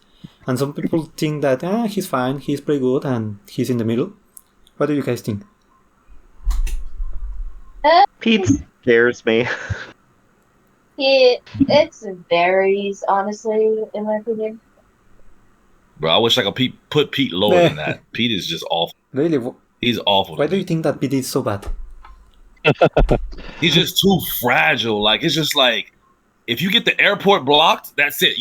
It's just so hard to like go and vanquish heroes and like handle heroes. It's just too tough to handle. And then like, if Minnie gets on the board, what are you gonna keep Minnie on the board, or you gonna kill her and let her come out again and destroy item?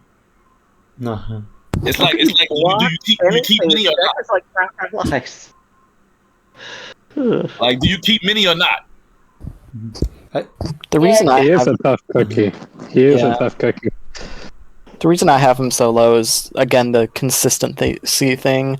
Like, 1 out of, I think it's 5 chance you have an amazing game and you don't have Strike It Rich. And that makes it, like, so much easier. But again, that's not going to happen very often, just like the map in Peter Pan.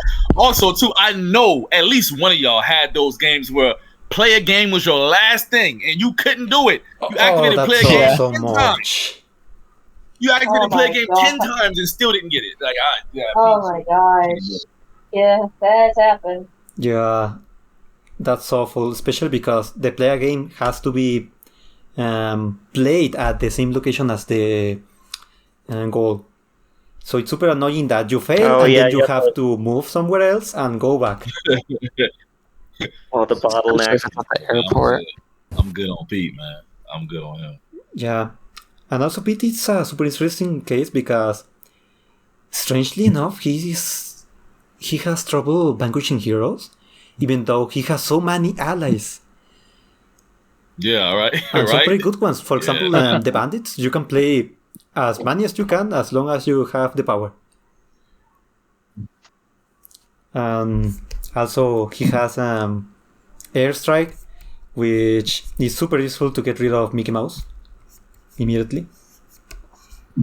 And it's still so strange to see him get locked up with so many heroes. Yeah. Yeah. I think one of his gain power items was a vanquish action. He would have been perfectly designed. That's an interesting... Yeah, that would be very interesting. He definitely needs another vanquish. That's an interesting fix. Yeah. He's a great character. He just can get fate locked pretty easily, and his fate deck is brutal.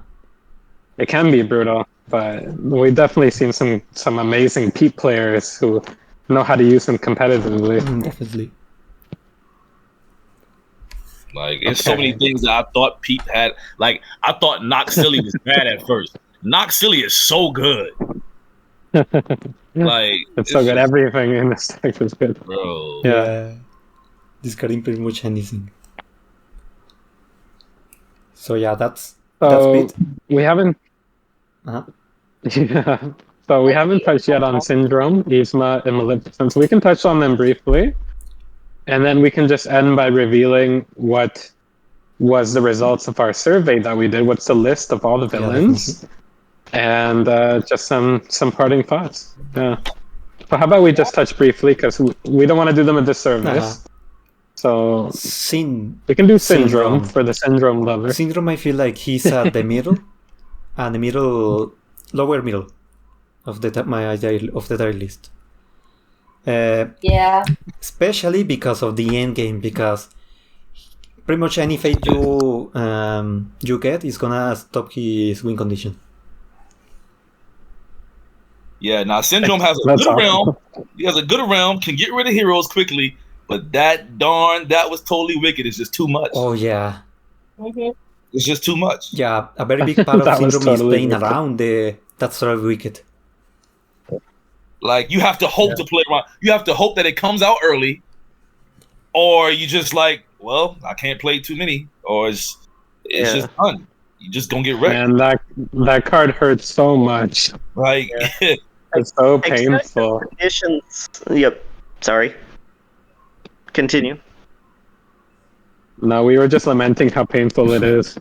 It's like, man, and then you can't hold. It's like you can't hold on to the modifications because of monologuing. So it's just like you can't really try to do anything. Yeah, I think he's a really good counter pick against certain characters like Maleficent or Queen of Hearts. But other than that, it's kind of difficult to play around. That was totally wicked if your opponent can fade a lot. Yeah, I would agree with that. Yes. Yeah, I haven't really played him competitively much. Excessive conditions aside, I like his goal and I like his gameplay. He's maybe my favorite design of the bigger and badder box. Yeah, he's my favorite character. And yeah, he can definitely, for a reason. Yeah, well, he definitely keeps his realm clear better than most with the Omnidroids, and quite surprisingly amount of extra allies. With how few fate cards he has in this deck. But yeah, threading that needle through the mid game is always interesting, but I guess I have to... Yeah, he's got phases, right? Phases, and then at the end, to close out a game, though, I feel like he's really good, but he needs to do it against people like he can cover their fates. Definitely. Otherwise, they're just going to keep coming at him. Yeah. Once you get 10 out, you could. If you can manage to get 10 out, you should win with Syndrome. No, I say that when you get 10 out, you're just gonna get clogged with heroes.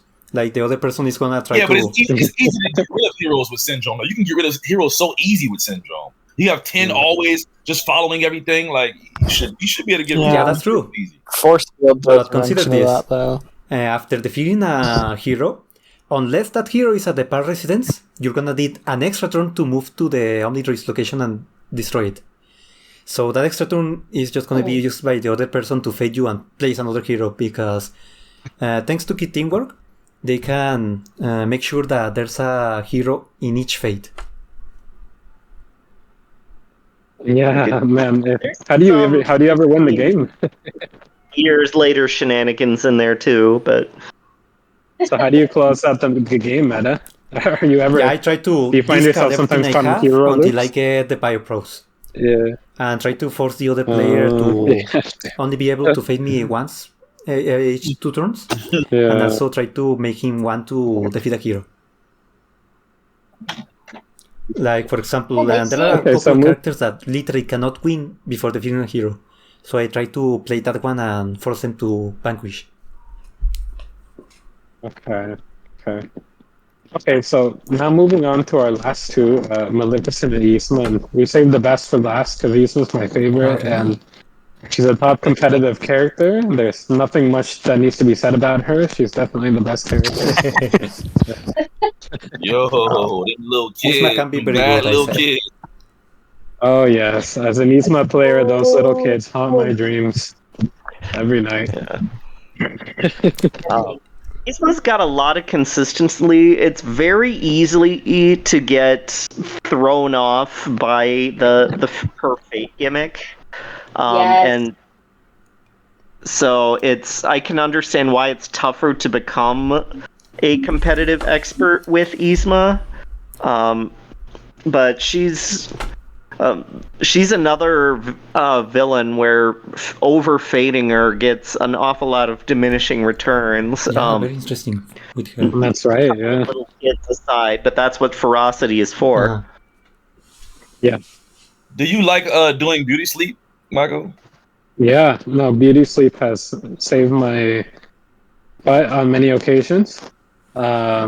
Especially like if you need to remove one of the parents from their spot, and you need to clear up like the top fate. No, it's essential. You know, it's basically you're doing a whole bunch of actions. You just need to take a turn to do it.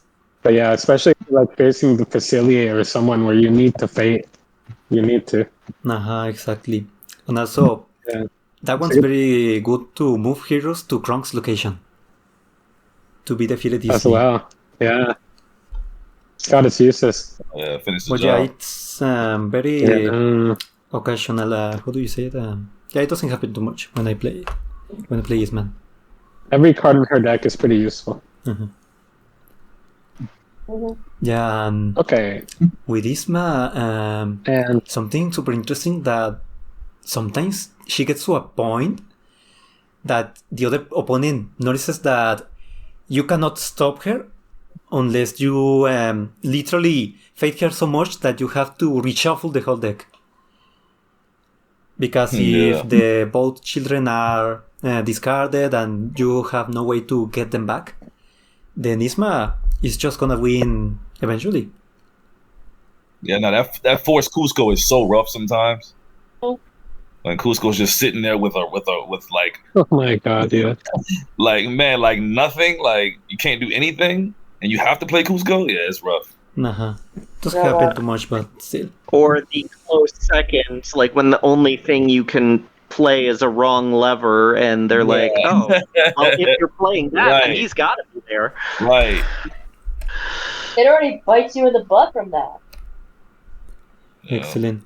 And lastly, for Yzma, I just want to like say... going over a huge waterfall with sharp rocks at the bottom. Yeah, okay. The last thing I want to say about Yzma is that the first time I've played with a friend, Villainous, it was his first time playing, and he decided to go with Yzma, and I said, okay, she's kind of hard for beginners, but yeah, she's pretty fun. And this, he won in 3 turns, like the optimal Yzma play.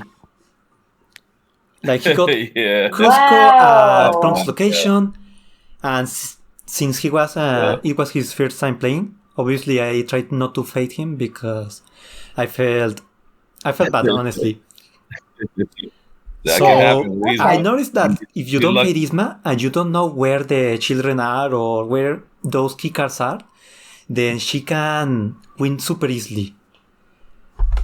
Because a big part of Isma is not only do you have to know which cards are in each deck, you also have to know which decks the other person knows the contents of. So it's a super interesting match when you play against Isma in competitive. Gets even more bizarre in multiplayer. Yeah. Yeah. Lastly, we've got Maleficent, which we talk a bit about Maleficent, how she has a very strong fate deck, but also a very Yeah. relatively simple and quick objective. Pretty Yeah, much. and to me, I think she has the best card in the game. Oh Raven. yeah, Raven is Oh, Pretty much yeah. the best card. Raven. much better than Chariot, ally. better than Sheriff of Nottingham, Kane. better than Kane. Yeah. Yeah, Raven is You top get tier. Raven, you get Raven, you just feel like you're gonna win. Yeah, Oh, yeah, for sure. yeah, but also Yeah. lots of people in competitive, I've seen that they are scared of playing Raven before playing at least 2 Greenfires Yeah. because of You want the two. Prince Philip? No, Yeah. yeah, Prince Prince Philip. Philip. Yeah. Once you have Maleficent. those... Sorry, go ahead. Nope. You go ahead. All right. Once you have those 2 green fires at the move actions with the Raven, you just stack up all your curses in those green fires, and it's a really easy win. And you can Yeah. play a course and move another one in the same turn, and Yep. that way you pretty much have a win condition guaranteed for the next couple of turns. Yeah. Now her Yeah. like she's kind of weird because like going against her, like sure her fate deck is strong, but you have those fates a lot. When you get sword, guard, Hubert. It's just like wow, I can't get rid of a curse. You can't get rid of no curse. Yeah, or getting maybe Then you get a Aurora King Stefan Stefan when she sometimes, hasn't too. played a single green fire, or Prince Philip when she Yeah. hasn't played the Raven. Yeah. And Maleficent is on the precipice of those top 6 characters, pretty much. But, Uh-huh. Yeah, I mean, she can win. She's I think she's maybe in the middle. Well, definitely an A for me. Definitely an A. Character. Yeah, to Fun to me, it's play. one of the top characters, She's very simple especially because and all she that. can get to her win condition so fast, so quickly. Well, she's a good teaching character. She's usually who I give to beginners because she's one of those easy to understand, but easy to figure out very quickly what sets her back, what you can do. She's a good player for people to figure out their own strategies. And I believe I mentioned this earlier. Her big claim to fame is her versatility, being able to go from a slam down your curses blitz win to a more defensive, especially if you're against one of those characters that has a locked second fate action. Definitely. Yeah. But again, just like again, the whole double-edged sword, she's good with offense, but she's also good with defense. And I think the best thing about her is not just because she's simple, I think it's because she's very versatile, depending on your fates or depending on, what heroes are going up against her or something like that. She's very versatile, she's very adaptable. Super those versatile, types yeah. of things. Definitely. Yeah. So true. I believe we talk about all of the characters. Congratulations, everyone! Wow. Somehow we did that. Was not expecting that. Yeah, I was expecting just talking about the top 5 and the Wait. bottom 5. I know. Did we talk about Prince Somehow John? it became this. Yeah, we haven't talked too much about We ain't got Christian. time for Prince John. That's fine. He's easy to Yeah. understand. Yeah. Yeah, so How are you, Prince John lovers? PJ, Nottingham Jail, Nottingham Jail, Nottingham Jail. Yep. And we didn't talk about Oogie Boogie, but Oh yeah, next time. No, a I'm real excited for that. OP character. Yeah. So excited Yeah. for that. yeah, so to wrap this up, I'm I super think thrilled, yeah. let's look at the data from the survey Falls, I'm maining him. and Oh, I don't care where he falls. I am maining him till the day I die. Yes. that's also me with Same Syndrome, even here. though people say he is not very good in competitive. So what does the list say from the survey? So yeah, the top villains in the survey are pretty much the ones that we agreed upon, which is Facilier on the top, then Evil Queen, and then Madame Mim, surprisingly. It seems lots of people don't see Madame Mim as such a strong character as us, because Yeah, they got Evil Queen over Madam Mim is crazy. because Madame Mim, I believe, is the only one that's been in discussions about which character to completely ban from tourneys. Yeah. Yeah. Yeah, but apart from that, Dr. Facilier and Evil Queen, I feel like those are very good characters. I don't really disagree with the ranking. Then we have Radigan, also very good choice. Captain Hook, and then one that maybe you will not agree on, which is Queen of Hearts in the 6th place. Controversial. Get her Yeah. Can we have Maleficent and Queen of Hearts switch places right now? Very interesting. That would make everybody's day. This tells me that there are lots of people that answer the survey that are just maybe beginners or don't play that competitively. Oh wait, hold up. I see Peter at 12. Peter's at 12. Oh no. Oh no. Yeah. Peter's at 12. Come on, man. Nah, you just hate Pete. Yeah. Come on, but come on. 12 is crazy. Come on, like what? I believe. I've lost. Like what? You seen Lark play Pete? He's Man, terrifying. ain't no Pete would Oh. never beat Lotso. Come on now, that's just crazy. Oh, Lotso is a tough I agree choice with because Oh he can really man. be screwed over with fates, but he can still fade a lot. Yeah.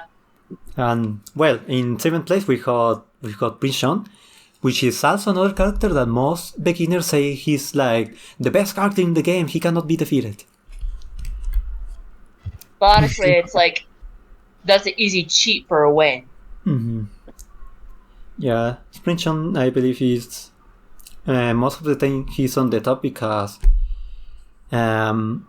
he's gonna win eventually. You can't really set him back too much, and there's a point where he just gains so much power in one turn that he seems undefeatable.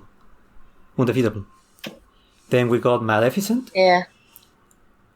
and one that I find interesting is Lady Tremaine in 9th place. I feel like she should be higher That low.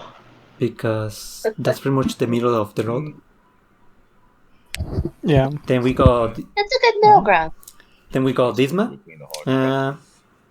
Yeah, she's fine there, I believe. Then we got Jafar, right in the middle of the tier list. Oh. Yeah, I'm gonna need Jafar a little bit higher than that. Then Pete, which Jim Dandy does not Jafar like. is,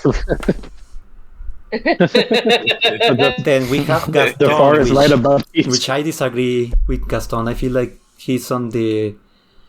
I'd say Gaston should be in the bottom 5. What do you guys think? Yeah, I thought Gaston should be like lower than that. Interesting. Uh-huh. Or at least not better than Lotso. I feel like Lotso is better than Gaston. I agree with that. Yes. Lots Yes. would for definitely be sure. higher. Then we got Horn King, which is normally people don't like him too much, and I can see Fair. one. That's fair. Syndrome. That pains me to see because I really like his syndrome. You want Syndrome higher than that?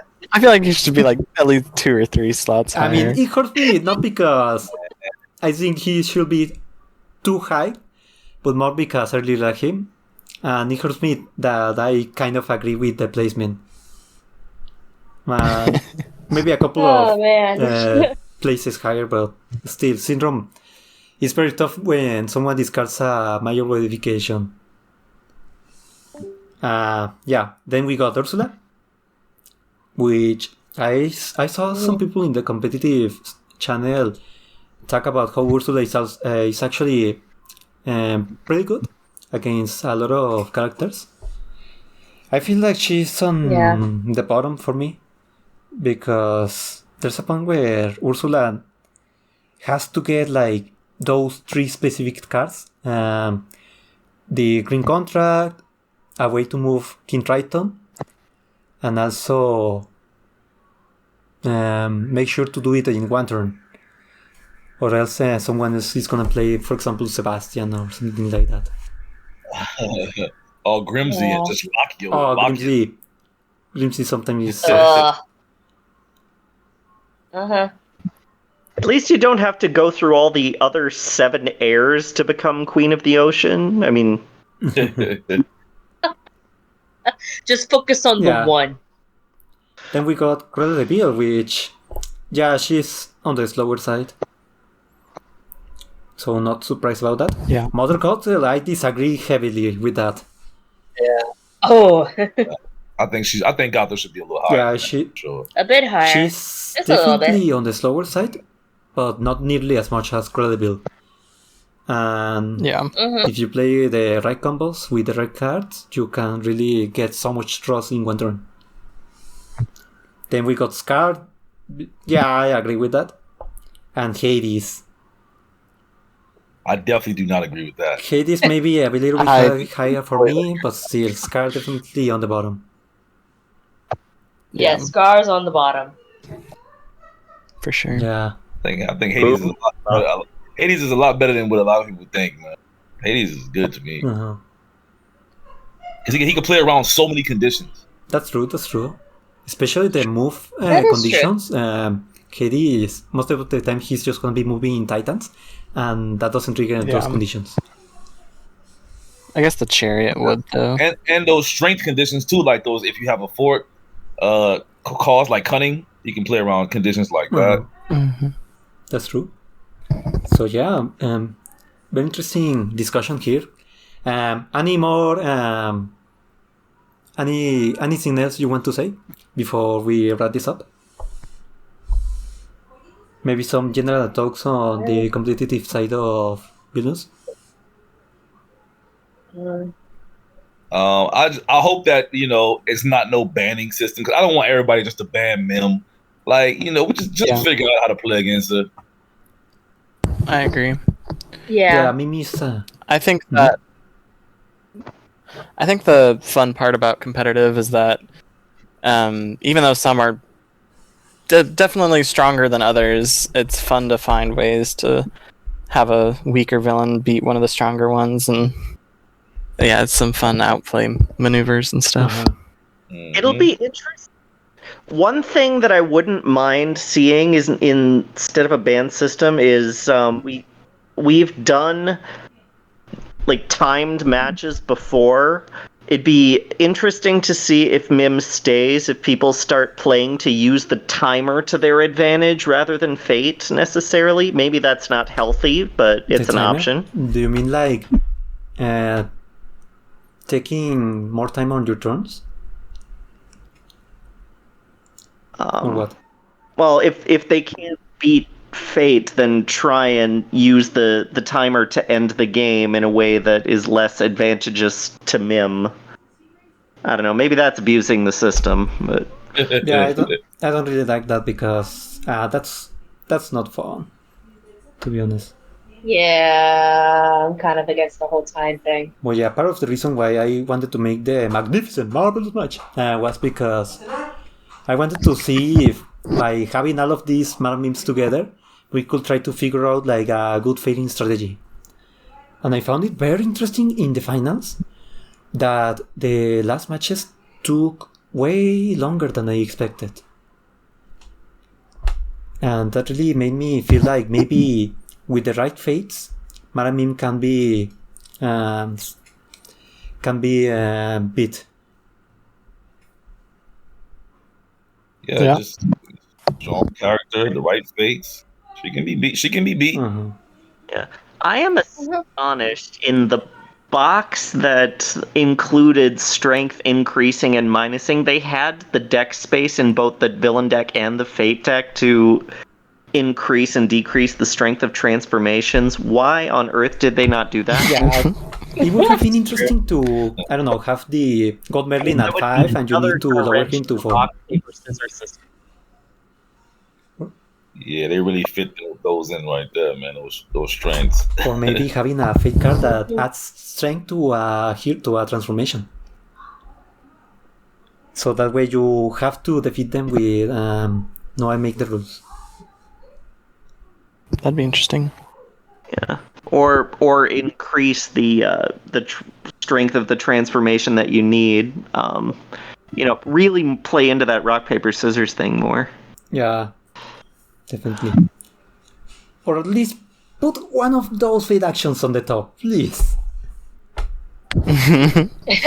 Bare minimum. The bare minimum. And yeah. No. Minimum.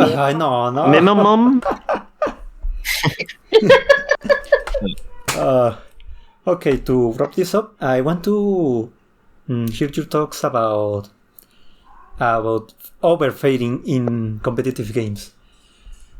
Do you think that fading each turn is a good strategy, like what Mooch says? Oh, Mooches, man. Hey, I love Mooch, man. I think Mooch will fate. Mooch will go and get no power, nothing in fate. Like I fuck with it. I like it. I think Mooch takes it a tiny bit too far, but there is something to be said about fading a lot against certain characters and with certain characters. Like it just doesn't work against certain characters. You can't fate certain characters all the time. Exactly. Yeah, I agree. Ursula, Yzma, and Yeah, I agree. It does depend on a specific character, but it is a lot of fun to overfate those specific characters. I think mainly just because, just from a game set point of view, like, how many times can you overfate somebody until, like, it's gonna drive them over the edge, like, mentally and emotionally. Oh, that happened with me. I was Cruella against Queen of Hearts, and at the start of the game I didn't fade too much, but then I started getting so many fates I got plugged with heroes. But luckily Cruella is super good at fading, so I just started fading, and there was a point where Queen of Hearts had her whole board filled with heroes, and she played Take a Shot. This was like the third Take a Shot. The other ones failed, and she played Take a Shot and revealed 2 Take a Shots. So she immediately quit the game. Wow! Like she said, no, I cannot play with this. I'm just gonna forfeit. I had a forfeit when I was playing Cruella as well. I guess it's just Cruella, I guess. Which character? It was against the Facilier. Oh. I just faded him so much and he got so frustrated he couldn't get the right cards to tell. Yeah, it's so funny seeing Cruella just fade so much these top characters that they just quit. Yeah. But yeah, I think it's very important in competitive to fade strategically. For example, with Malamim, it was super interesting to see that it's much better to start fading her when she already has at least one transformation out. Like, move one of those melee transformations and block an action, and then wait until she plays a Malamim transformation. Because else, it's not gonna be super useful. Yeah, maybe you can't just fate spam. You have to count the cards and pick a time when it's gonna do something. Yeah, that's true. But yeah, that was pretty interesting, and it's gonna be super interesting to see the official tournament that's gonna take place in August in Gen Con. And yeah, as we said, our friend UnhappyEnding is gonna participate. We wish you luck. We wish you luck. Thank you. Good luck. Yeah, good luck. Yeah, it's gonna be super interesting to see, as I said, what people that are not into the competitive scene think about the best strategies for each character. Yeah. Who do you expect to see the most there? I'm not sure if it's like you're allowed to pick your own villain. I feel like I'll see a bunch of Faciliers, and those are like Prince Johns. Yeah, they're like the most popular, really good characters. I'll probably see some Mims as well, but if I was given the choice, I'd either go probably Mim or Lotso if I was playing against a Mim. If you were given the choice to choose any character, would you go with the top characters, or will you try to choose like one that you like but that is still good? That's the interesting question, because it's either do I want to win like unequivocally, or do I want to like kind of show off a bit. I don't know. I might pop out Lotso and Cruella as counter picks if in the right moments, but I'm not sure. I kind of want to win. I usually pick random. My game one, if we're doing a match, I usually just do random. Yeah. I just go with a personal tier and just like, okay, who's the best, and then like give it to, okay, who are my opponents going to be playing as, and then it's like, okay, what's the best one for defense, or which is the best for offense? Yeah. And you just kind of use those factors. Mm-hmm. Yeah, when I play normally with my brother, I play with random. But when I play online, sometimes I just feel like playing certain characters, not necessarily the good ones. Mm-hmm. I play so many more games than the rest of my game table. They just end up assigning me a character now. I don't get to pick my own anymore. I know. Yeah. On the plus side, it keeps me versatile. Makes sense. Excellent. So yeah, it's gonna be super interesting to see the tournament. Let's hope that it's streamed, because I really want to see the strategies other people come up with. Like maybe we find out something we hadn't thought before. And also I want to see about how the rulings are gonna be. Like maybe we have been playing some cards wrong, or maybe we see a mess of a tournament and they don't even know how Lucifer works.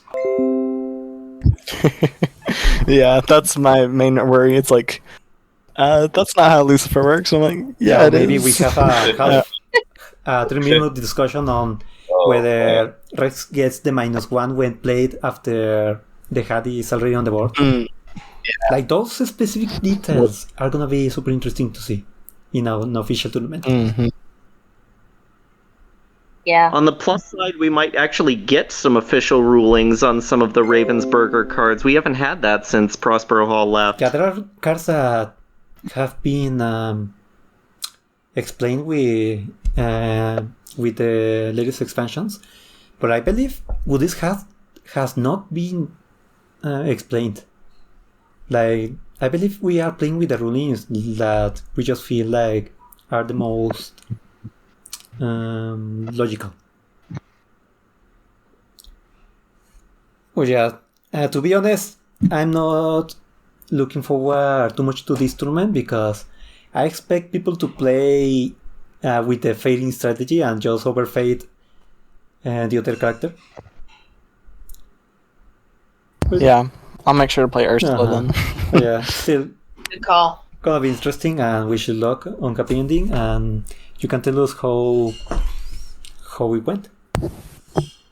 Yeah. So that's gonna be it, I feel. And yeah, thanks all of you for joining us on this podcast, this evil podcast. Thanks for having us. Thanks for having us. Yes, thank you so much for having us. So these were Jeans KB, Jim Dandy, Loki, Unhappy Ending, Waco, and me, MetaCross. And thank you, viewers, for listening. I hope you enjoying this podcast.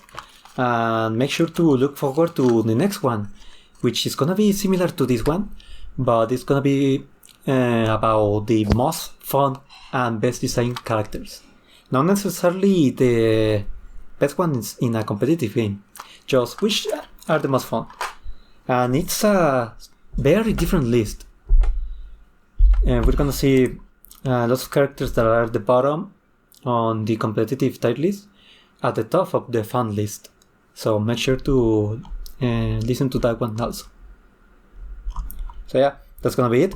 Thank you for watching and listening, and see you guys on the next one. Bye.